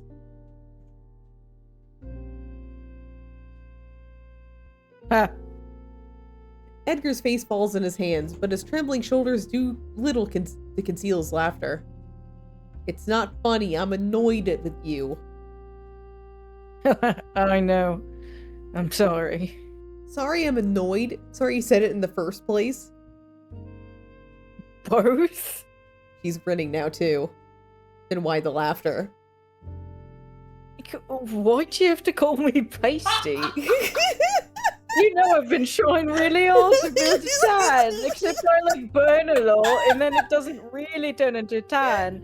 But like, just turns we it also red. don't get a lot of sun here in England, so I mean, like, you should know we've been here for like you've been here for like 20 years, I've been here for, like my whole fucking life. Okay, Sweaty, you should give up on that. You're only adding to the constellation of freckles on your face, like it's not helping. I thought you liked my freckles. I said that. Well, I must have been lying, since I'm apparently lying about everything these days. Oh my god, Cersei. I love Cersei. He grimaces. Seems he thought she was gonna let that one get swept under the rug. I'm sorry, Sissy. I didn't mean to accuse you. I know you're not like that. I know you wouldn't. It's just hard to forget the shit I've seen. Things I know that you're capable of if you weren't held back on your morals. It always comes back to this, huh?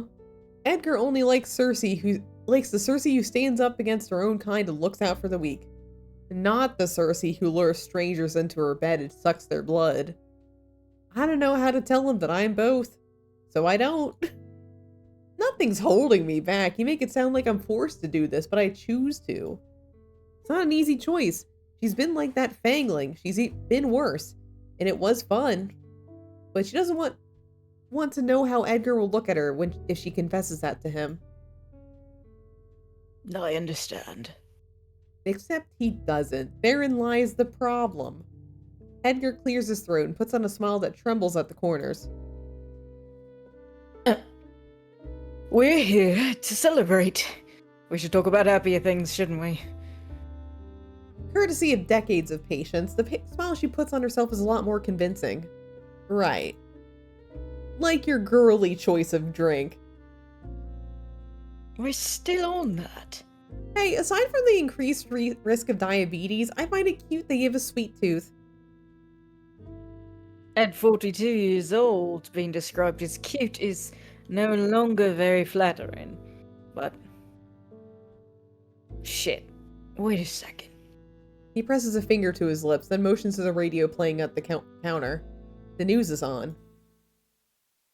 Local authorities are stated gas leak caused an explosion at the Beaumont Museum last night. Oh, you know the Beaumont Museum? It's the private museum belonging to the Beaumonts, a historically renowned wizard family. The only known living member of the Beaumont family is renowned Beaumont, who retired decades ago and hasn't been heard of since. And most of the exhibitions are off limits to humans, but there's a public wing to keep up the appearance of being a normal museum. Despite the public wing, all the other exhibitions are only available to visitors upon invitation. Due to a recent incident, the museum is closed till further notice. Yeah. Yeah. Beaumont Museum. That's where Dante said the SSF were digging around, right? Yeah. Museum's doors will remain closed to the public till repairs on the private wing are complete. Blah, blah, blah. Yeah. Among other news, the body of 23-year-old Jane Stewart was found last night. Earlier this month, Miss Stewart was reported missing. Yeah? Oh my god, has human news always been this boring? It's always the same thing. Someone was robbed, someone was murdered, someone was kidnapped. That's how we get money. We report on the sad shit. Well, at least there's an explosion involved this time. That's exciting. What's the aftermath? The next day, there's something else, not anything worse, not anything better either. You don't have to listen to the news to know how terrible the world can be. Just step outside. Oh, bartender. Ever been? Edgar and Cersei look at the bartender. What? To Beaumont Museum? Yeah. Yeah, it's owned by one of the greatest wizards of our time. Yeah, wizards, they can use magic. They're immune. Yeah. They're immune to human diseases. Though it varies from one wizard to another, and no wizard has an unlimited life force. When a wizard has exerted their supply, they must take time to rest and recover, otherwise they may experience magic sickness. Magic sickness is curable in the early stages, but if the wizard continues to ignore the warning signs, they risk never being able to use magic again. In the absolute worst cases, it might lead to death. There's societies. Societies. Yeah, ignore the radio. It kind of has this echo thing. We're working on it. Anyway, Renaud Beaumont. Yeah, the greatest wizards of the 1900s, supposedly. No one's actually... No one's Gosh, actually I really seen. gotta get that fixed. No one's actually seen renowned Viewmont in decades. Rumors say they left all of his research and businesses at the hands of his successor, Simone Viewmont, before disappearing to live out the rest of his days in solitude. Yeah. Viewmont for the museum, which houses magical valuables belonging to the Viewmont family, can be found in North Haven. Yeah. You'll never heard of him. What makes him so great?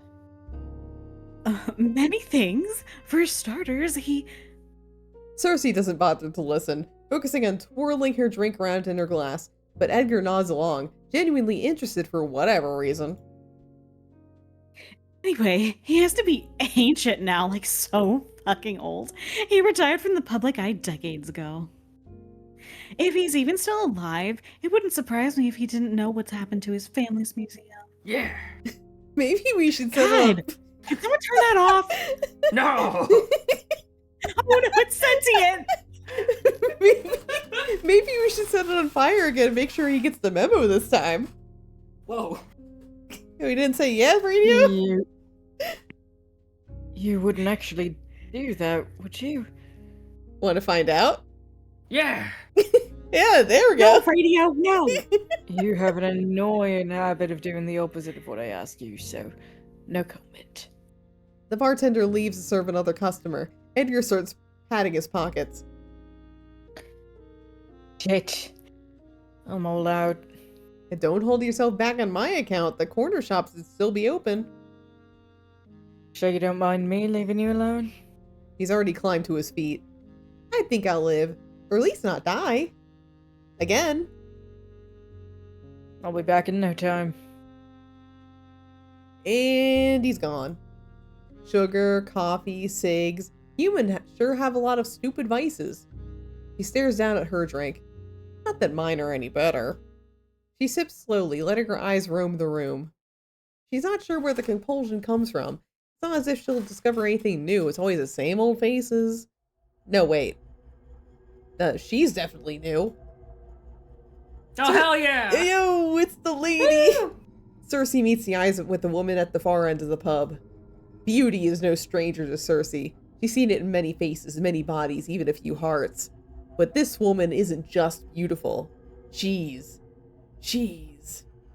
The woman smiles.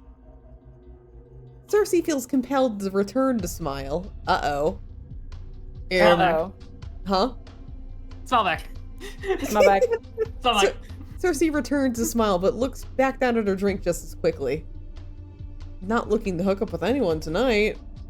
But although that's a bit presumptuous of her. Maybe the woman was just being nice. She's not really looking for nice either. Wait. Cersei's head snaps up, but the woman's already gone. Nowhere to be seen. Only in her absence does Cersei realize she couldn't detect what the woman was. Whoever or whatever that woman was, she means trouble. Do we want her, or do you want to forget her? Rolling the D. Oh my god. For the dice say choice one. Oh. Yeah. Based. Good taste dice. I want to speak to her. It makes no sense, but I want to see her again. I want to know her. I want her. Not her blood, not her body, not her heart. Cersei wants the mystery she offers. It's exactly what she's been looking for. A mystery time-consuming enough to end the boredom eating away at her. Preoccupied by her thoughts, Cersei barely notices Edgar's return. He slips off his jacket, slides back into a seat, and gestures for another round of drinks from the bartender. What took you so long? Ran into some trouble. Don't be stingy with the details. What kind of trouble? He lights a cig, angling his body towards her. Their knees brush, but neither move away, used to the lack of personal space.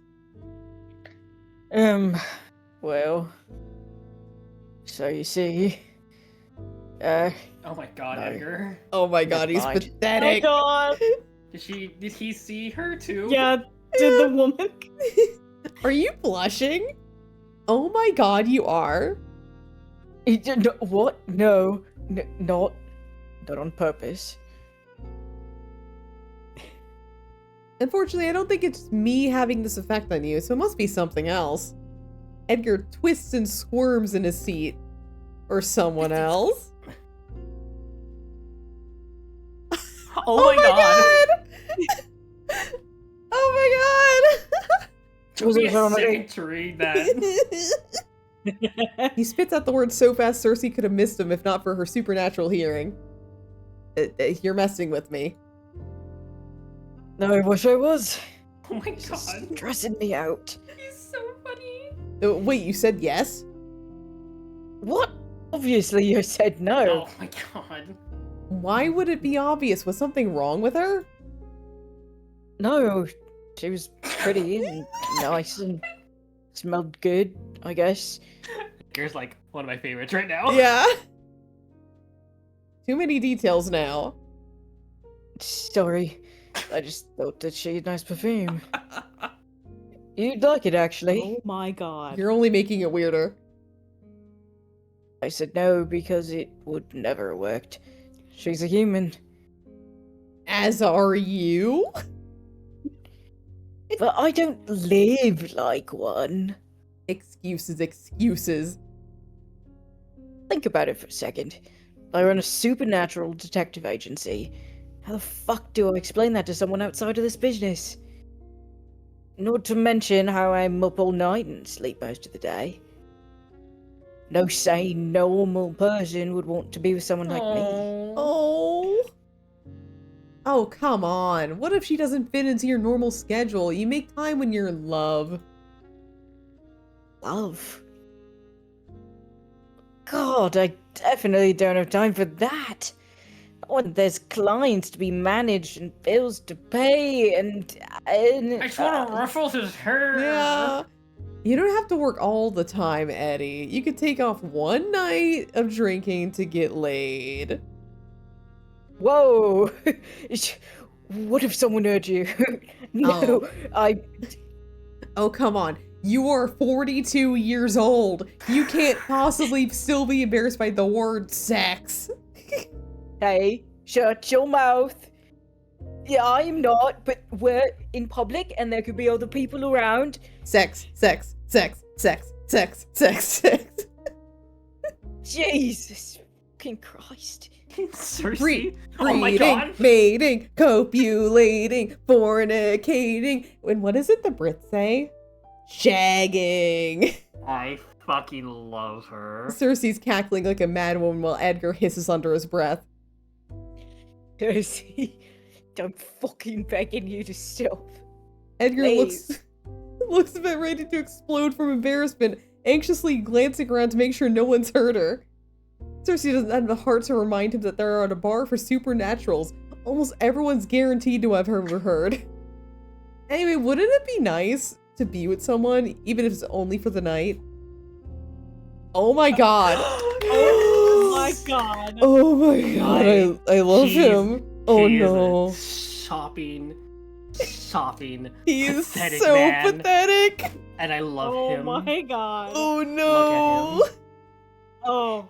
Edgar laughs, shaking his head more to himself than in response to her words. Somehow, I prefer to be here. Oh my god. Oh my god. Oh, with me? I wouldn't necessarily consider your presence to be an advantage. But yes, Oh. I prefer to be here with you. Cersei brings her glass to her lips, hiding her smile behind it. It's a good thing he said no, or it's a shame he said no. Oh, my God.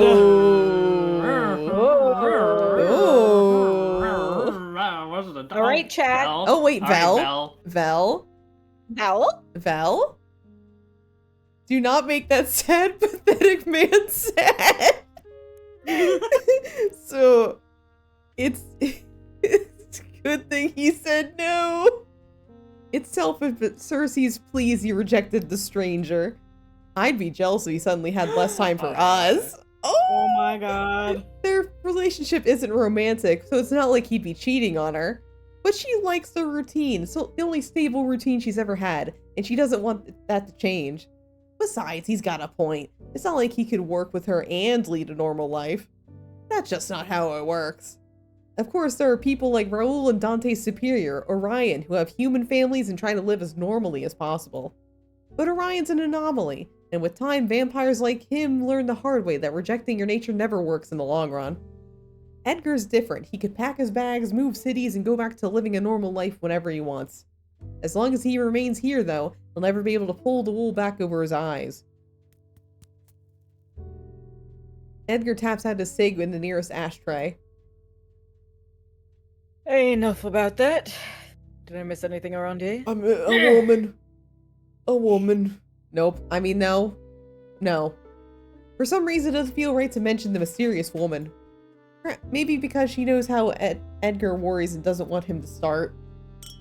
The bartender slides their new drinks toward them. They clink glasses. To 20 years of this hellish profession. And to 20 more. Oh. Oh, I love them, actually. We'll have to call it here. Oh, I love them. I'm in love with this so much. Oh my god. Oh, goodness. Remember it's on the This was- Kickstarter. It's on Quickstarter. Yeah, it's on Kickstarter. It's on Kickstarter. Yeah, so if you go into the pinned, you can see it on Kickstarter. They're almost halfway there.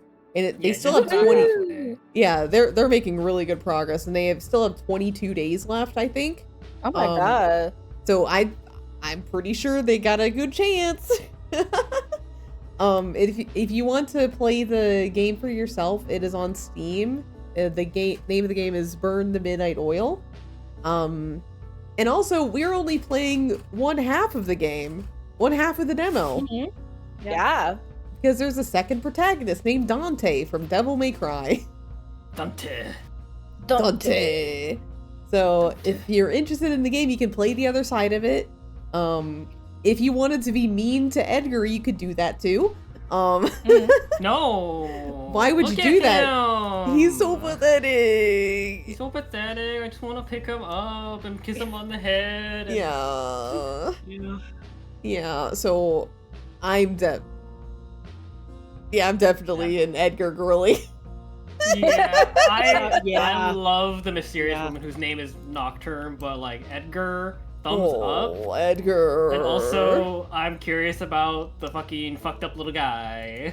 Uh-huh. Yeah, the fucked up little guy from Dante's route. Dante's Yeah. route. I'm By the way, gotta say Dante's I'm intrigued.